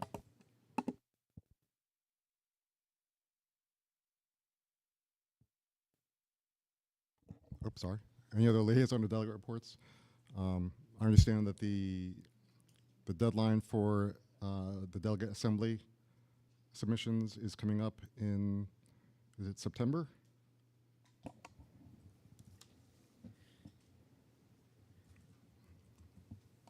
I think We got an email about it, so just be aware of Yeah. it, and if there's anything that you want to suggest, we need to start talking about it next month, basically. All right, if there are no other liaison and delegate reports, we're really up to public comment this time. Seeing none. Individuals and/or groups are invited to present their concerns, comments, and requests to the Board of Education at this time for any matters. In accordance with board policy, members of the public are allotted one opportunity to address the board for a maximum of 5 minutes during this period of the meeting. Please be advised that a video recording of this meeting will be posted on the district's website, and we ask that you state your name and municipality for the record. Hello. Hi, Laura Kress, president of the Bridgewater Raritan Education Association. So happy unsummer, because that's kind of what I'm feeling today after being in school. So I think it's awesome news just watching all your report. And I want to say that we have some pretty phenomenal staff members in our high school. And, you know, they all deserve a shout out. And I also want to say, though, that this wouldn't happen if we didn't have the stability coming out of the Wade building, because it starts on top and comes down. So I feel like over the years, to somebody's point here, I think Michael or Barry, you made the point that we've been working on these things for a long time. So, right, the administration has to work at doing what's best, the board has to follow suit, and then it has to be implemented correctly. And I think that this is all well-deserved, and it's great to see that. I want to give a shout-out to all the primary staff in the district, because they're always awesome. But however, those that are working in Hamilton, JFK, Bradley Gardens, and Van Holten, they've had quite a challenge working in that construction and getting it together. And I really feel like they're doing a great job. It's going to be great when it's done, but right now, let's just say it's a lot of work. But they're up for the task. And, you know, the thing about primary school teachers is they really want their rooms to look great. And they're really dedicated to what, not that we're not dedicated as 8th grade teachers, but they're especially dedicated to making that room feel like a home for those students. And our teachers do a fabulous job at doing that. So shout out to them. And, you know, shout out to the 4 principals too, because they did a good job keeping in touch with the people that were affected and the buildings. And I thought, you know, I'm not going to say, you know, it's a great situation, but I feel like people tried to come together. Glad that we have a contract. We'll be voting on that shortly. We were going to do it a little sooner, but because in those buildings, they're really working to get their rooms together, we're going to vote on the 8th and the 9th.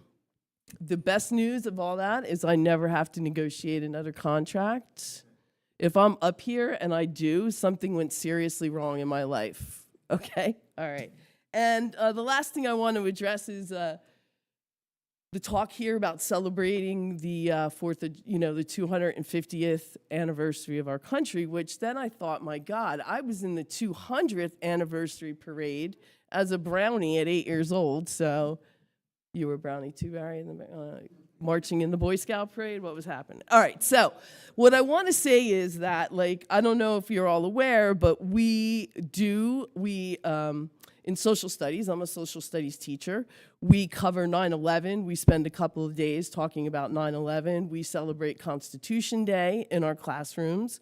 We talk about Veterans Day, and then we also, I talk about D-Day, even though it's not in my curriculum, and I don't think I'm the only teacher that does that. And I'm sure every teacher would like to participate in something, but you know what Mr. Beers said was 100% right. When you get a new administration that comes in, you're gonna get, like, it doesn't matter whether it's Chitterelli or Cheryl, you're gonna get new stuff that comes down and how you're gonna do things. And so I think to plan like right now might be too soon, just because we have no idea what's coming next, honestly. But I don't think anyone is opposed to doing that in any way, shape, or form, celebrating our country. And it really does happen quite often in our classrooms. Whether you teach American history, I don't teach American history, but we still talk about those things as we teach in America. Thank you.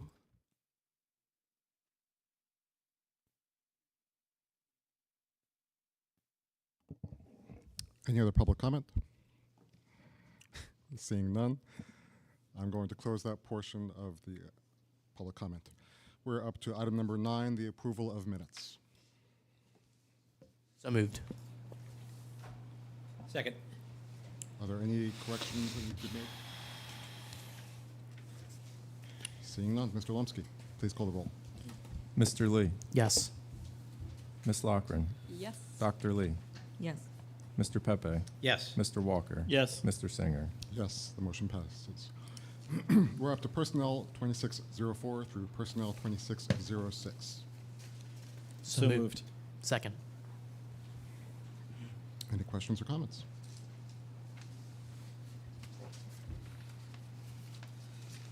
Seeing none, Mr. Lumsky, please call the roll. Mr. Lee, Yes. Ms. Lochran, Yes. Dr. Lee, Yes. Mr. Pepe, Yes. Mr. Walker. Yes. Mr. Singer. Yes, the motion carries. We're up to Curriculum 2606 through Curriculum 2615. So moved. Second. Dr. Lee. I have a question, more for public information about the dual enrollment program. Can you talk about it so that people who may be listening can, learn about it? Which program? The dual enrollment program with TCNJ. The dual enrollment program with TCNJ. Yes, we actually have a dual enrollment program with, I think it's now 5 colleges. I'll There's have, Keene, yeah. TCNJ, RVCC, I actually have Rutgers, it in my and various Seton Hall, I think. papers here. Yes. That's 5. Right, and dual enrollment is really ways for students, is that right? Yes. All right. Are ways that students they're taking a high school class that also they can receive college credits for. And so we have partnerships with different universities. They have to approve, the curriculum that's taught. We have to make sure it's aligned both with what we do and our state standards and also with what they provide. There's requirements, and sometimes the requirements are different from school to school with their instructors and the people who are able to teach these courses, but at the end of it, students can earn credit. They pay. It's a very small fee too, so it's a good deal because it's not what you would pay in college for a comparable course. So that's what it is. Thank you. Can you also talk about the... Just one second, I have a comment on that before we move on. Emails were sent to all high school students and their parents about the dual enrollment program. So any high school parents that are impacted by that should have information on who they can contact for that. I think that if we can communicate in more ways, that will help, right? Because I really appreciate this effort that our district has put in to partner with this wonderful institutes to provide opportunities for our students. My mic is not on. Right, and it's also in the course of studies, so, Yes. you know, if students are looking through it, we also have the courses identified there as well. Can we, I have actually a question about this. So when they, for example, go to TCNJ, it's kind of far, right?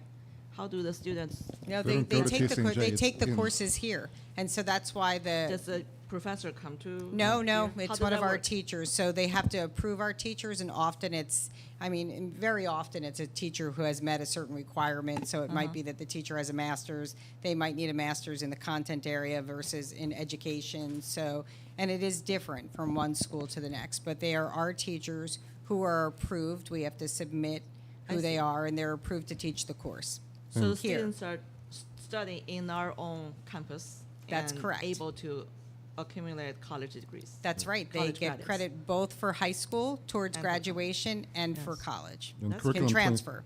Curriculum 2615 lists the teachers that are approved Right. in BR. Yes, that sounds great. I feel like, I know that Mr. Singer has said that the students might have received the communication, but this might be useful information for kids of lower grades to know.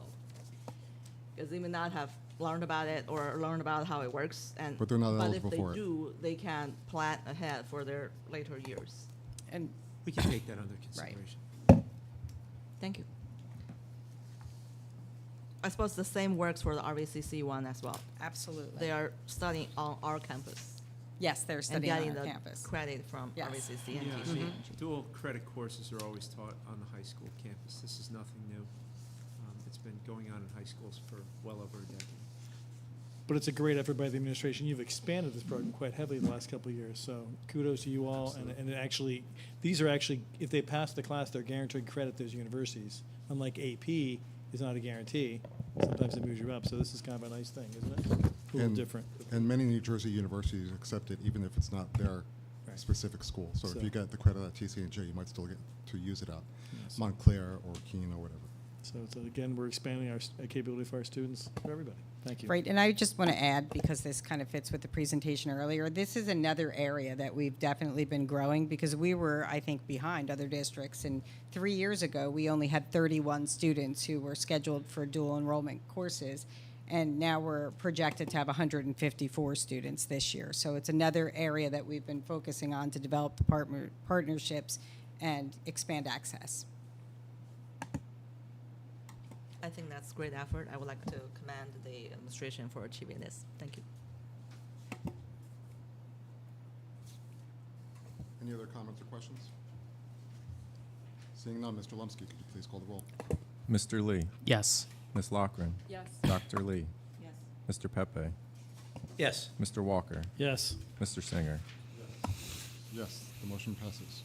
We're up to business 2619 through business 2627. So moved. Second. Any questions or comments?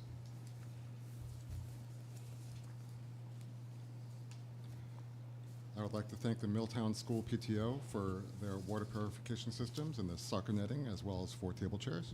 The Crim School PTO for scholastic dollars that'll be used for cushions and for paperback books and for rolling carts, which are ever so helpful, as well as the shade structure that the Crim PTO is providing at Crim Primary School, which will also be utilized by BR Cares and the PTO and other events.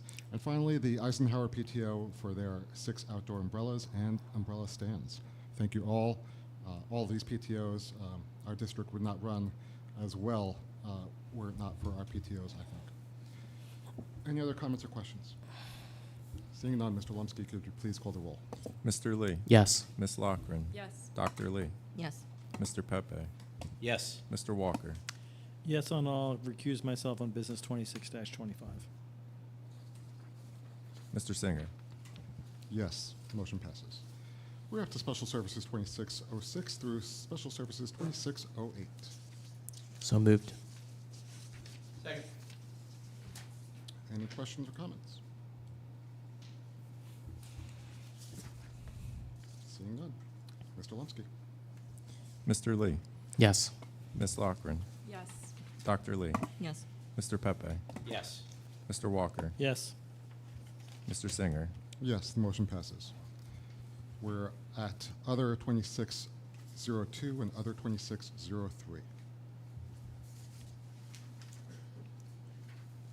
For which I'll entertain a motion. So moved. I'll second the motion. Thank you. Any questions or comments? I do. Mr. Lee? Thank you. I just want to indicate that I'll be voting no on Resolution 2602, which are the district goals, and I hope my fellow board members can join me in voting no as well to the board goals. I think a lot of these district goals, while they are intended to move the district in the right direction, there's just too many things that I think went unaddressed with these goals that makes voting in favor of them for me impossible. And that's why I'm going to be voting against them, despite some of the well intentions that a lot of these goals do have. Obviously, one of the big concerns that I have about these goals is that they're not specific or measurable enough. They set essentially what are zero expectations of the district and the employees. It's impossible for us as a board to evaluate the performance of the district without targets that are measurable that we can compare the district's performance to. Whether that's in relation to perhaps other districts or our own historical performance. For example, when we look at climate and culture, we talk a lot about a lot of different metrics, but we don't really talk about, how we use them, in terms of indicating the purpose of the metrics, what maybe these historical results look like, and most importantly, what kind of targets do we want to set for ourselves for some of these metrics. The way I think about it, it's kind of like saying you're going to set a goal for yourself to, save money, but you're not making a budget. And I think that's kind of the wrong approach to setting up these goals. Another concern I have is that I think the goals do fall short in terms of trying to find ways to adapt to and respond to the really rapidly evolving technological landscape that we're in. I think the goals do briefly mention expanding the use of technology services, which is good to see, but I don't think they address really important issues like the rise of artificial intelligence in classrooms, how we can be using technology to responsibly improve some of the efficiencies of our operations and how our classrooms operate. With technology that's changing around us every single day, I think it's very important that we are dedicating more time and more attention to the changes, making sure that technology is being used responsibly in the classroom in a way that benefits our students. Finally, I think while the focus of the district has been on expanding a lot of our gifted and talented programs, and we've had some success, particularly at the higher levels, one of the big concerns that I have is that this dramatic expansion of our gifted and talented programs could lead to a dramatic increase in enrollment that could potentially overwhelm some of our students, our parents, and especially our teachers. And I'd like to see a little bit more of a stronger focus on making sure that, while we do increase equity in these programs, that we're also not leading to dramatically high class sizes or large class sizes that would, potentially adversely affect the quality and the rigor of some of these programs. Obviously, this isn't the case in all of our classrooms. We've seen some great results in terms of our AP students, but it's an issue that's been brought up in the past where for some of our gifted and talented classrooms, we've seen large classroom sizes that have led to parents being upset because obviously that affects our teachers, it affects our students, it affects our parents, and I think that's a pretty big issue that we should be focusing on. So that's why I'm going to be voting against the district goals. Talking a little bit about my view on the board goals, although I do intend to vote yes, I think there are more meaningful ways that we can find a way to strengthen our role in the district by changing the board goals to work a little bit better for our stakeholders, particularly because the people of Bridgewater, they've made it clear that transparency is a very important issue to them, right? It's a backbone of good government, it's good schools, and I think our district needs to do more to make this district an open one that'll hopefully encourage more public scrutiny and criticism in the pursuit of making our schools work better for our community. And I think that these goals have the opportunity to go further in pursuing the public transparency that our constituents deserve. During that meeting, I was proposing releasing some of our committee meeting minutes to the public. I talked about, having more information related to board governance available to the public, having newsletters, right? Making sure that we have more opportunities for our residents and constituents to have a voice at our table. And although the ideas were not adopted, I'm obviously disappointed. I kind of appreciate the board considering some of these ideas, but I think that the board goals have more room for improvement in terms of responsibly promoting transparency, and that's why I'm planning to vote for the board goals, but I'm still going to be voting against the district goals. So.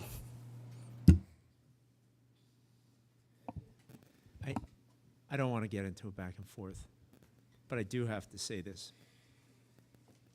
We keep on throwing out this lack of transparency as if there is something we're withholding from the public. That is a fantasy. I'm going to say it's a lie. There is nothing for public consumption that we withhold. Nothing. Our budget process was transparent from start to finish. Start to finish. These reports we give constantly update us on student achievement. We can look at class sizes and all those things. We're just pulling things out of pure cloth here.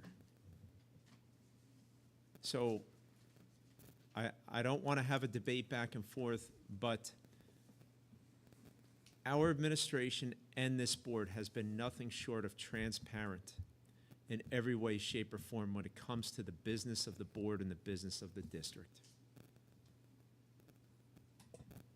Thank you. May I? Or you? Please, Ms. Loughlin. I'd also like to add that I believe that we've been very open to criticism over the last year and previous years. But what I would like to say is, I would actually like to apologize for not being here. I had other priorities in life that I had to pursue. But I have worked with the board every year on this initiative, and every year we all have our opinions on the matter. And we move forward. And I just want to thank each and every one of the board members that did attend and were here for the entirety of the meeting to talk about this subject, including board norms. Because I think, a lot of what is brought up in public can often be shared and maybe summarized or bullet pointed a little bit. Like perhaps just share that you're not going to, approve it with a little highlight. But I don't know. I feel like this is like a little out of control. And maybe we should, send an email out with how board norms works. Just a quick comment on the specificity or lack of specificity in the district goals. Look, I've never run a school district before, and looking over the goals, I'm not sure how most of these qualitative topics, finance, facilities, communication, community outreach, engagement, I'm not sure how you put a percentage on that. Maybe there's a way to do it. I can't think of it. I have run a classroom though, and so like when I set goals for my class, usually it's a response to the needs of the students or something that they're struggling with or something I think we can do better with. I don't think I'm ever judging success or failure by sitting down with a calculator and typing things out and doing some notations and coming out with a 7.2%. Now it's a little bit short of where I want it to be. So much of it is qualitative. Man, they didn't really understand that concept last week, but now we've worked on it, and it's getting better. Man, the behavior last Friday was out of control. Like, no one could settle down. We're really going to work on that over the next week moving forward. And knock on wood, I got a new class starting tomorrow. Hey, it has gotten a little bit better. I can't put a number on that. I can't put a figure on that, mainly because I'm teaching, and even if there were a way to track it, I'm not sure if I could take the time to do that. So again, I'm not sure. Maybe there is a way at the district level that you'd want to do some of those things, but I can't think of it, and I'm not sure that it might be appropriate in finance or if you're running a business, but in education, I don't think that quite fits.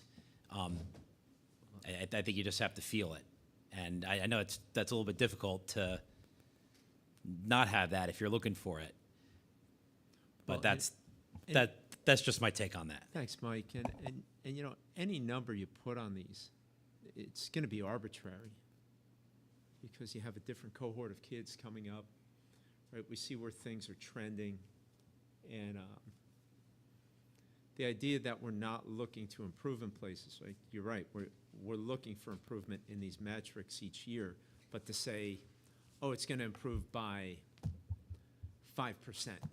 Well, like I could write a goal right now and say, hey, AP enrollment is going to go up 7% next year. And we can all pat ourselves on the back. You know how I know it's going to go up 7%? I've seen the class rosters. It's going to go up 7%. So all that work was done last year to get these kids in. So everything's kind of arbitrary. And look, I keep on saying it. It's not to poke fun at this, but this is a 30,000-foot view. Right? How we do these things, I mean, this is up to individual buildings and individual people, and that's not under the purview of the board. Now, if you want us to focus in a different area or look at a different, different anything, hey, we can take that advice. But we're not going to have individual board members saying, hey, I want AP scores to go up 10% next year. I mean, that's just pulling something out of the sky. But thank you for the feedback. Dr. Lee. I hear our fellow board member and Mr. Beers in your understanding of what SMART goal is. So SMART goal stands for specific, measurable, achievable, relevant, and time bound. Mm-hmm. I think for a goal to have a time bound is important. And I think for a goal to be specific is important. I think for a goal to be somehow measurable is important. I feel like a lot of us here talk about how SMART goal doesn't work. But when I hear about your argument, I feel like there's a misunderstanding of what SMART goal is.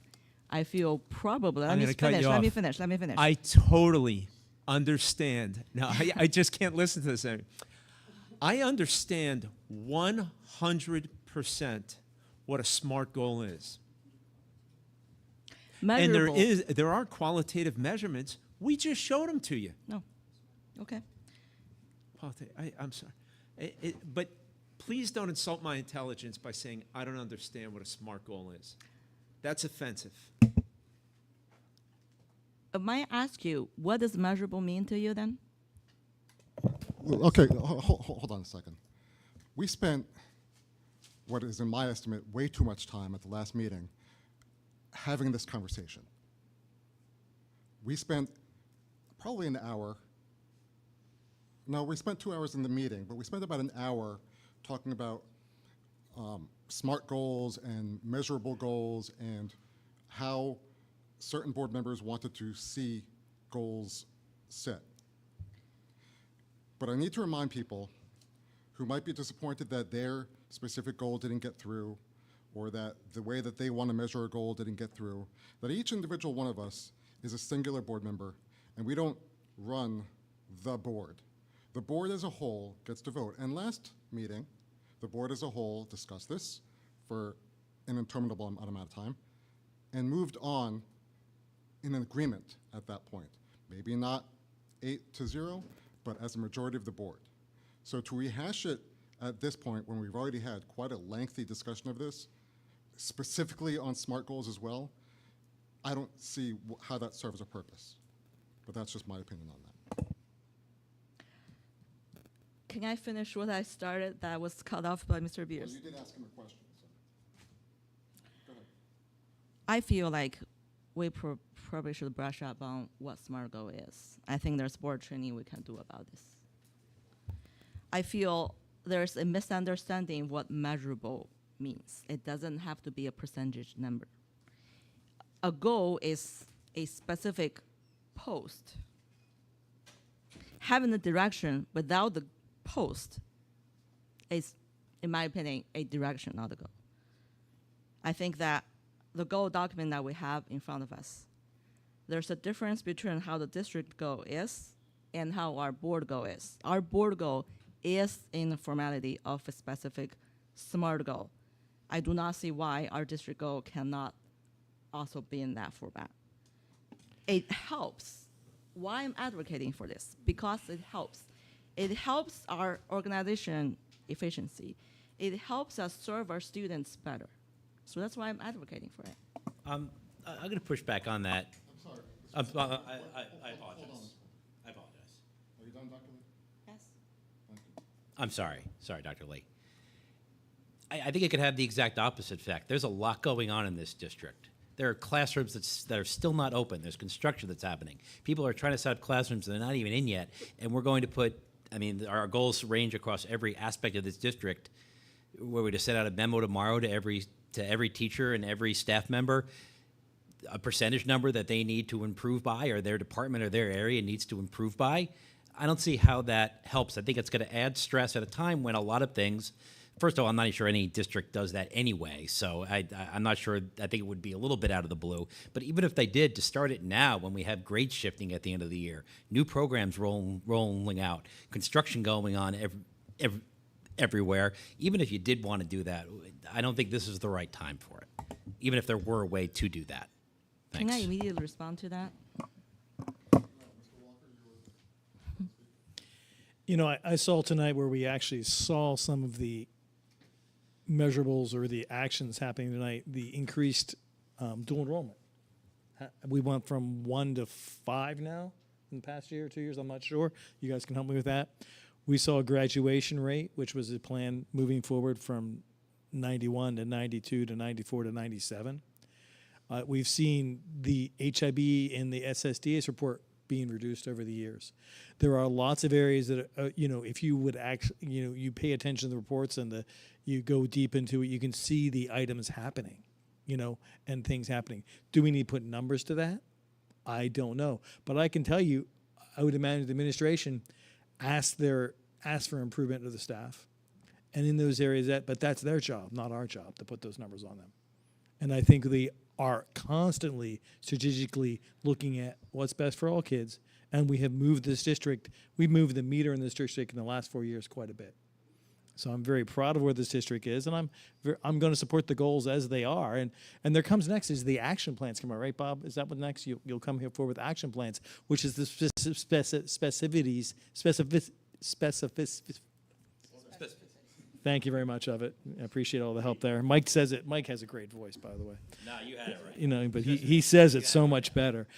And those will come forward next and see where they go. And they will report it out on a quarterly basis by Bob and his staff in the different reports and what we do. So I'm very happy with where it is. I'm going to support the goals where they are. Dr. Lee, go ahead. All right. First, I want to thank Michael for, expressing your opinion. I hear, when you mention, percentage might not be the best measurement, right? I agree with you on that, actually. But a measurable goal doesn't have to be always a percentage. So how to measure it, that's like Mr. Walker said. Our goal setters, that's how to measure it themselves. Just tell us what is the goal, how to measure it. Doesn't have to be percentage, right? As long as there is an indicator, just like our board goal, as long as there's an indicator that we can indicate the success. That's all. I hear what you're saying. I just want to make sure our staff are not coming into work every day saying, oh, I got to meet my number or I got to meet this indicator. I want them coming in and serving our students and teaching our students and serving the community. And I think we have that same belief, but that's why I worry about that. But thank you for your comment. I appreciate it. Ms. Lockwood? Yeah, I just I'd like to make the goal let's actually acknowledge the board norms, because I mean, one, I can't let this statement go. I tried. I don't. Who are we going to restrict from access to opportunities? Are you going to sit there and handpick them yourself? I mean, did you see the same presentation I saw and the success that our district is having right now? And we're going to sit here and nitpick over some standards that you want to have to make sure somebody's meeting goals. This has gotten to the point where it's pontificating, and either vote no or vote yes. Like you were in the meeting. I wasn't. I read.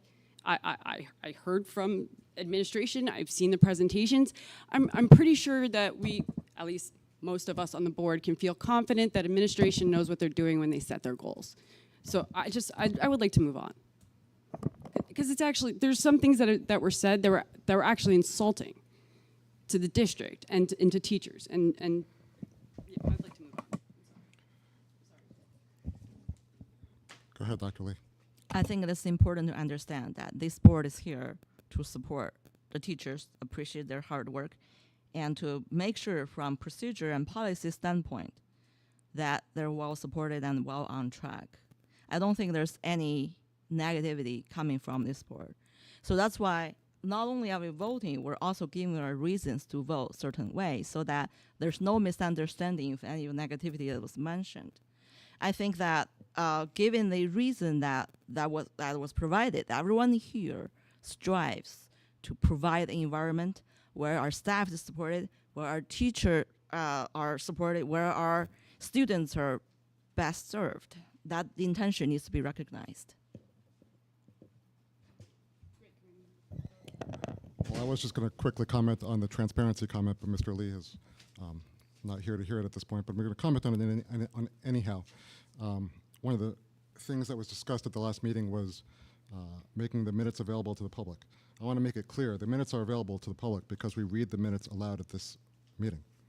There's no, I mean, so to suggest that doing it this way is not being transparent is as Mr. Beer has said before, a falsehood. I do believe that we are transparent in so many ways. Are we perfect? No. Is there room for growth? Absolutely.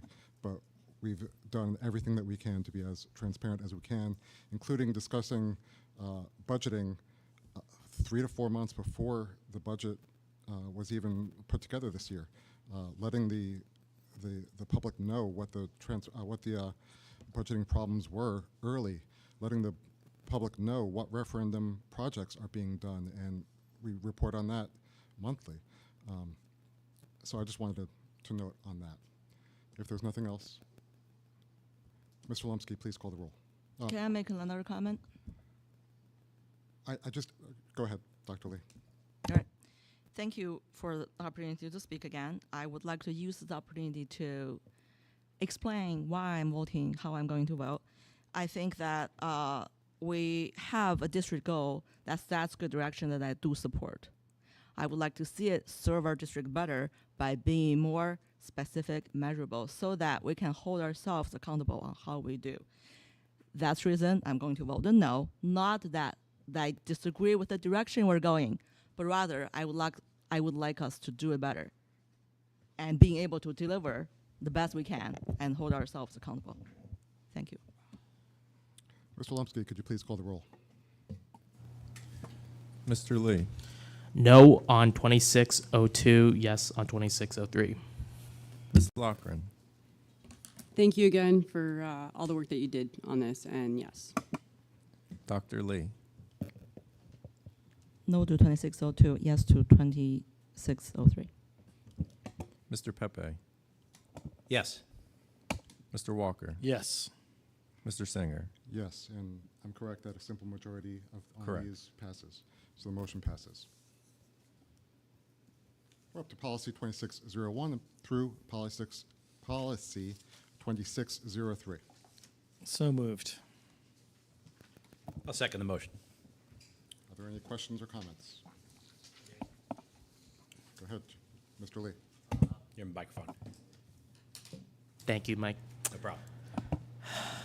For policy 0168, I just have a few questions. I'm sure I've asked them before, but I'd like to get some more clarification, I guess, on them. Why specifically maybe were my proposed revisions rejected by the Personnel Committee for second reading? The Personnel Committee considered both different policies, and this is the one that they're recommending. Why? This is the one that they found was the better of the two readings. I don't need to go into this any further. We have a committee process where a committee reviews policy, and they make a recommendation. If you don't like the recommendation, you are free to vote in any way that you want. I don't think that was answered, but maybe going on to my next question, in the language, they talk about board consent. How would that be expressed with the new policy?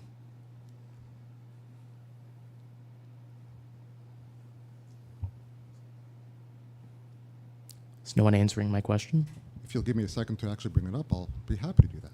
I wasn't prepared for this question.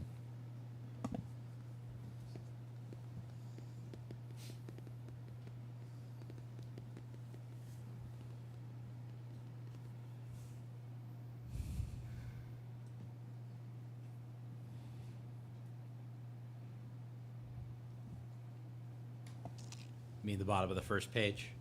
Toward the bottom? Sorry, one second. Mike, you're welcome to go ahead if you want. Oh, no, would that be by resolution would be I guess the only way the board could provide consent, I imagine. Where are you looking right now? The last full paragraph or the last paragraph on the first page? Mr. Lee, you can correct me if I'm wrong. Under the electronic recording subheading? Yeah, so where does it say consent? Second line, access by the public to electronic records shall not be removed Without the express consent of the board. Okay, so a request is made to the board, and the board would then have to vote on it.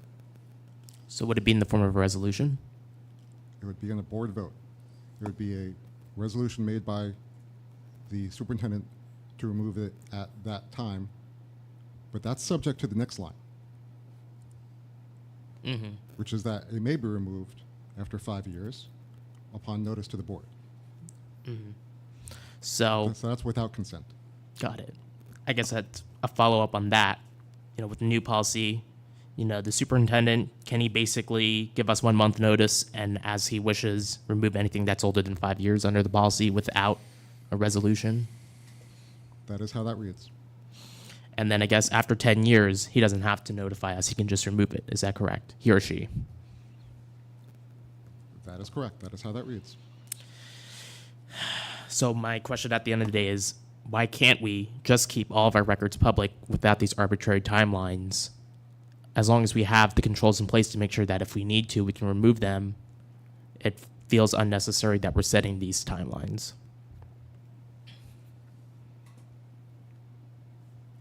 I'm not the committee here. So I'm not going to respond to you on each thing. This is how this reads. If you don't like it, you know how you can vote. This is what the committee recommended. This is not what Mr. Singer recommended. This is what the committee recommended after discussion on both options. Sorry. And just to be clear, like we've discussed this for a while, but if you had these questions, you could have sent it to the committee chair and gotten an answer in advance rather than at board business.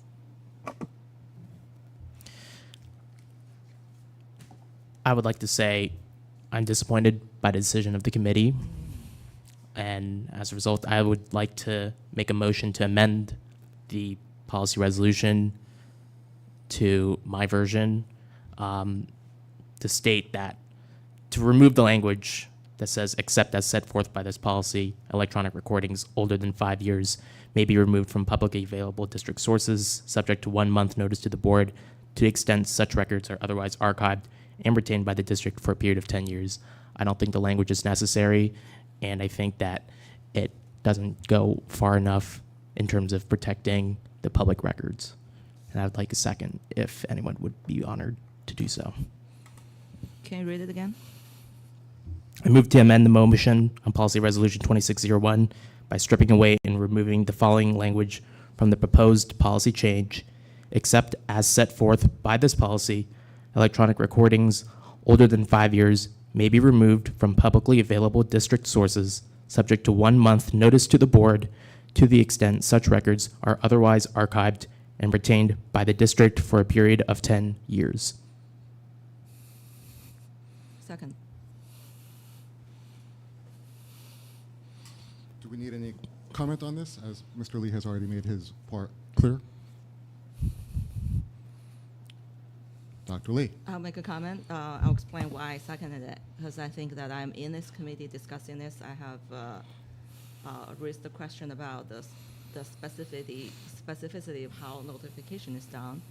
I think in the committee that I was convinced that notification in the form of a resolution wasn't going to be the norm, but after hearing this conversation here, sounds like the resolution would be a good way of notifying the board. So I'm having second thoughts about whether we should add that specificity into our language, like Mr. Lee was suggesting.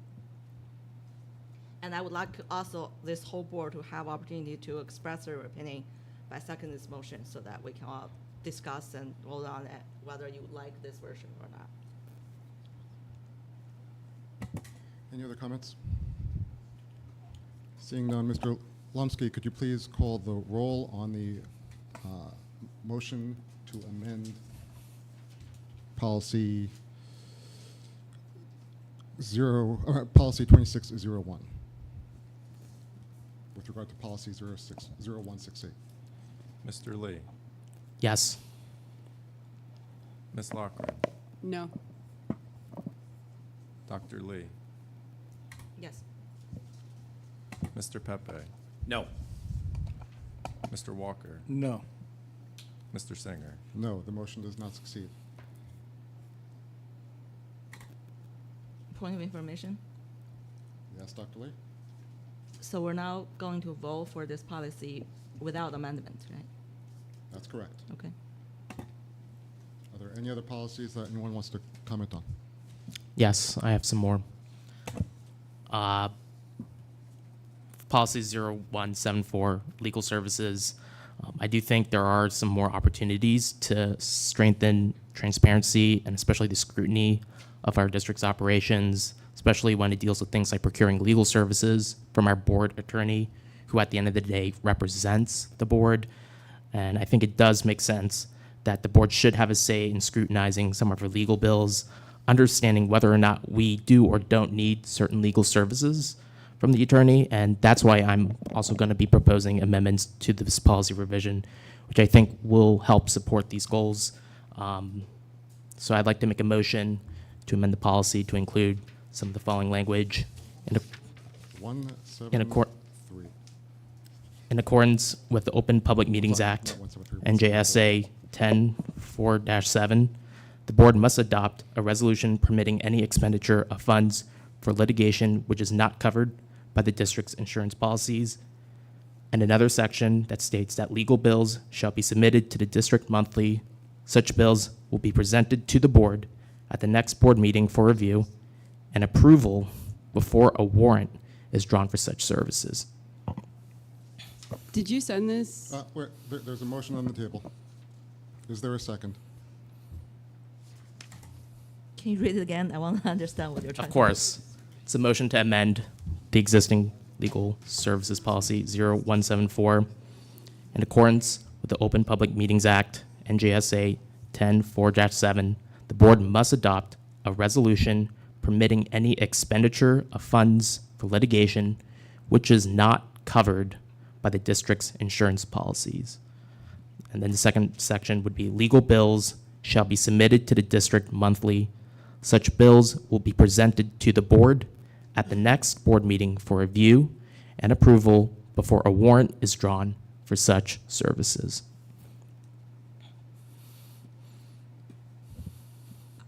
I'll second this, but I feel like this is actually very long to have a discussion here. Has this been discussed in the committee? Has Mr. Lee's amendment been discussed in committee? No, we have not received Mr. Okay. Lee's proposed amendment. In this case, what should we send this to committee to Okay, discuss so this? well, change? first of all, you've made your second? I did, so that we can discuss this. Okay, so now you're entering into your comment portion. Yes. Go ahead.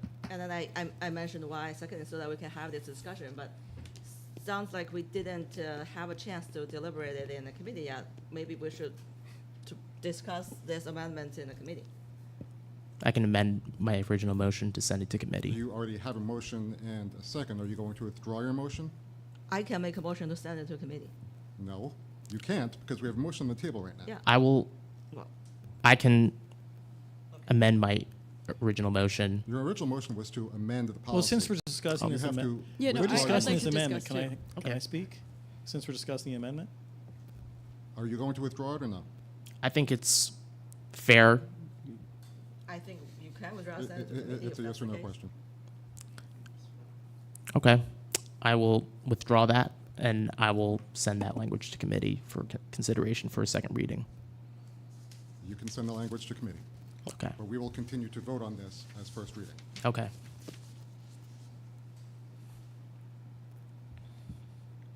Anything else?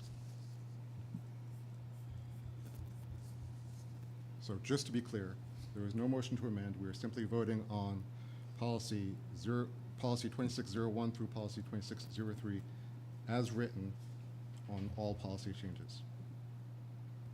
Mr. Lumsky, could you please call the roll? Mr. Lee, No on 2601 and no on policy 26. Oh, wait, sorry. Sorry. No on policy 0168, no to 0174, and yes to 0173, and then yes to the rest as well. Are you able to even do that? yes.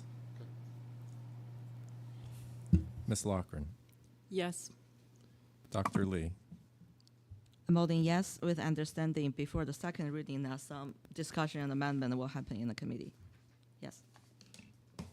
Mr. Pepe, Yes. Mr. Walker, Yes.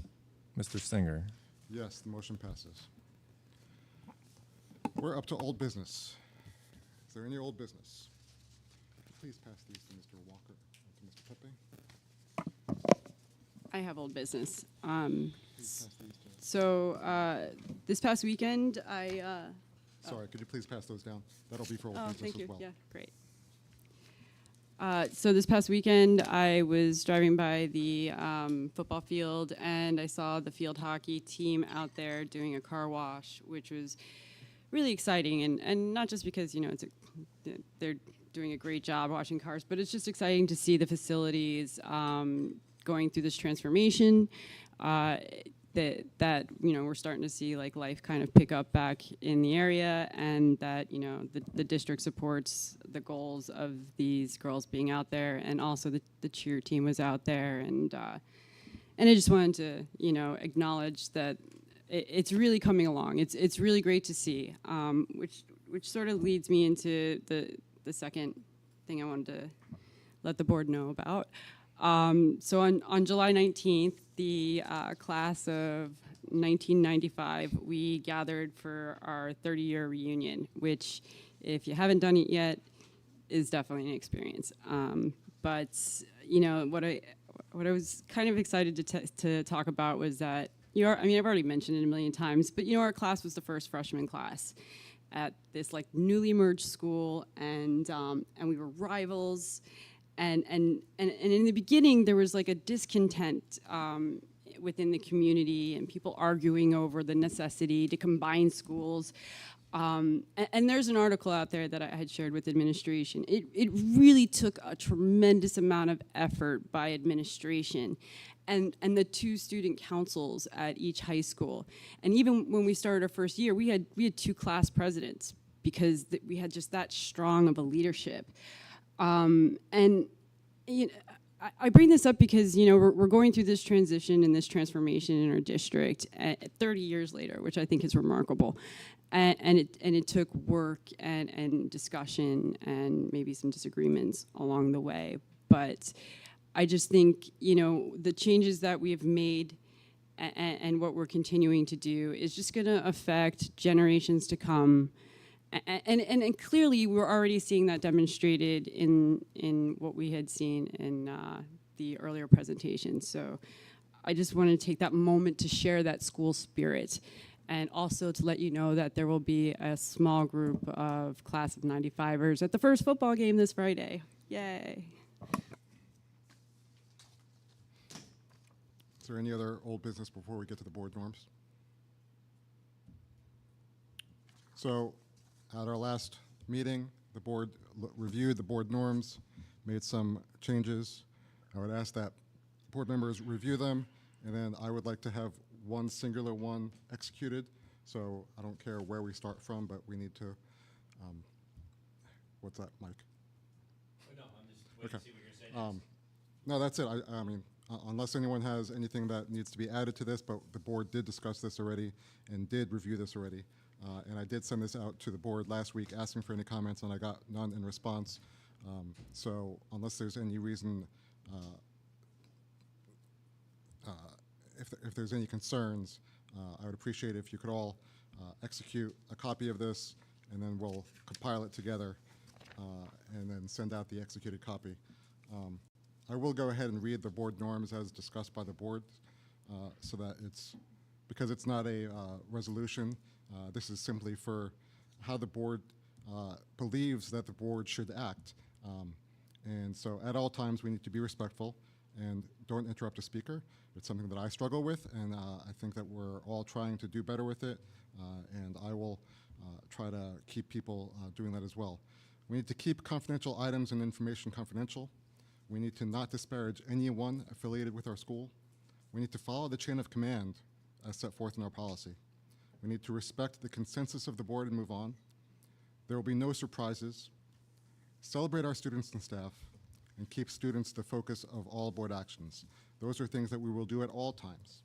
What we will do before a meeting is read the agenda and all attachments, including committee minutes, in advance. We will submit questions, concerns, and ideas to administration by 4 p.m. the day of a meeting to the superintendent and the board president. We will give the administration a heads up on any items that may arise during a meeting that are not on the agenda. We will run old business and new business items by board leadership. There will be no surprises to administration or board leadership. We will let the board president know if you'll be late or absent, and let committee chairs know if you'll be late or absent from a meeting. That's all before the meeting. During the meeting, we will articulate and ask prepared questions with the public and fellow board members in mind. We will signal to the board president to speak, and the board president will acknowledge the next speaker to allow uninterrupted opinions with time in mind. And we will respect consensus and move on. That is during a meeting. And then after the meeting, we will have one voice, a common voice, and respect results. We will maintain respect and civility. We will continue collaboration with each other. We will respect the operational time of staff. We will follow up, if needed, with committee chairs or the board president, and we will maintain decorum outside of meetings. Those are all things that we will do after a meeting. If any board member feels that another board member has violated any provision of this agreement, that board member should personally talk with the offending member in an attempt to resolve the issue as soon as possible. If the attempt fails, the board member who feels that another board member has violated this agreement shall bring the matter to the attention of the board president. It says here that we, the undersigned members of the Board of Education and Superintendent, agree to abide by these agreed upon norms. With that in mind, I ask that we all sign this, and I'd like to have it in one, so if, I'm going to start with Mike, please, and then we'll move on past that. 26th. What's the 6th? Oh, it's 9:25. That's Is there any other old business? While we're doing this, is there any new business? Seeing none, we need to go into closed session. Whereas discussion by the board is required on matters that are exceptions to the requirement that a public body hold its meetings in public, and whereas the topics for discussion are personnel, superintendent evaluation, whereas it is expected that the details of the discussion may be made public as soon as the issues may be acted upon publicly, be it resolved that the board enters into the closed session at this time. I'll make a motion. Second. All in favor? Aye. Anyone opposed? Motion passes. We are in closed session. We will not be acting upon anything. We will not be taking action when we return, other than to adjourn the meeting. Thank you all for being here. Lucy? Can we have a recess for 10 minutes or so? 5 minutes. Sure.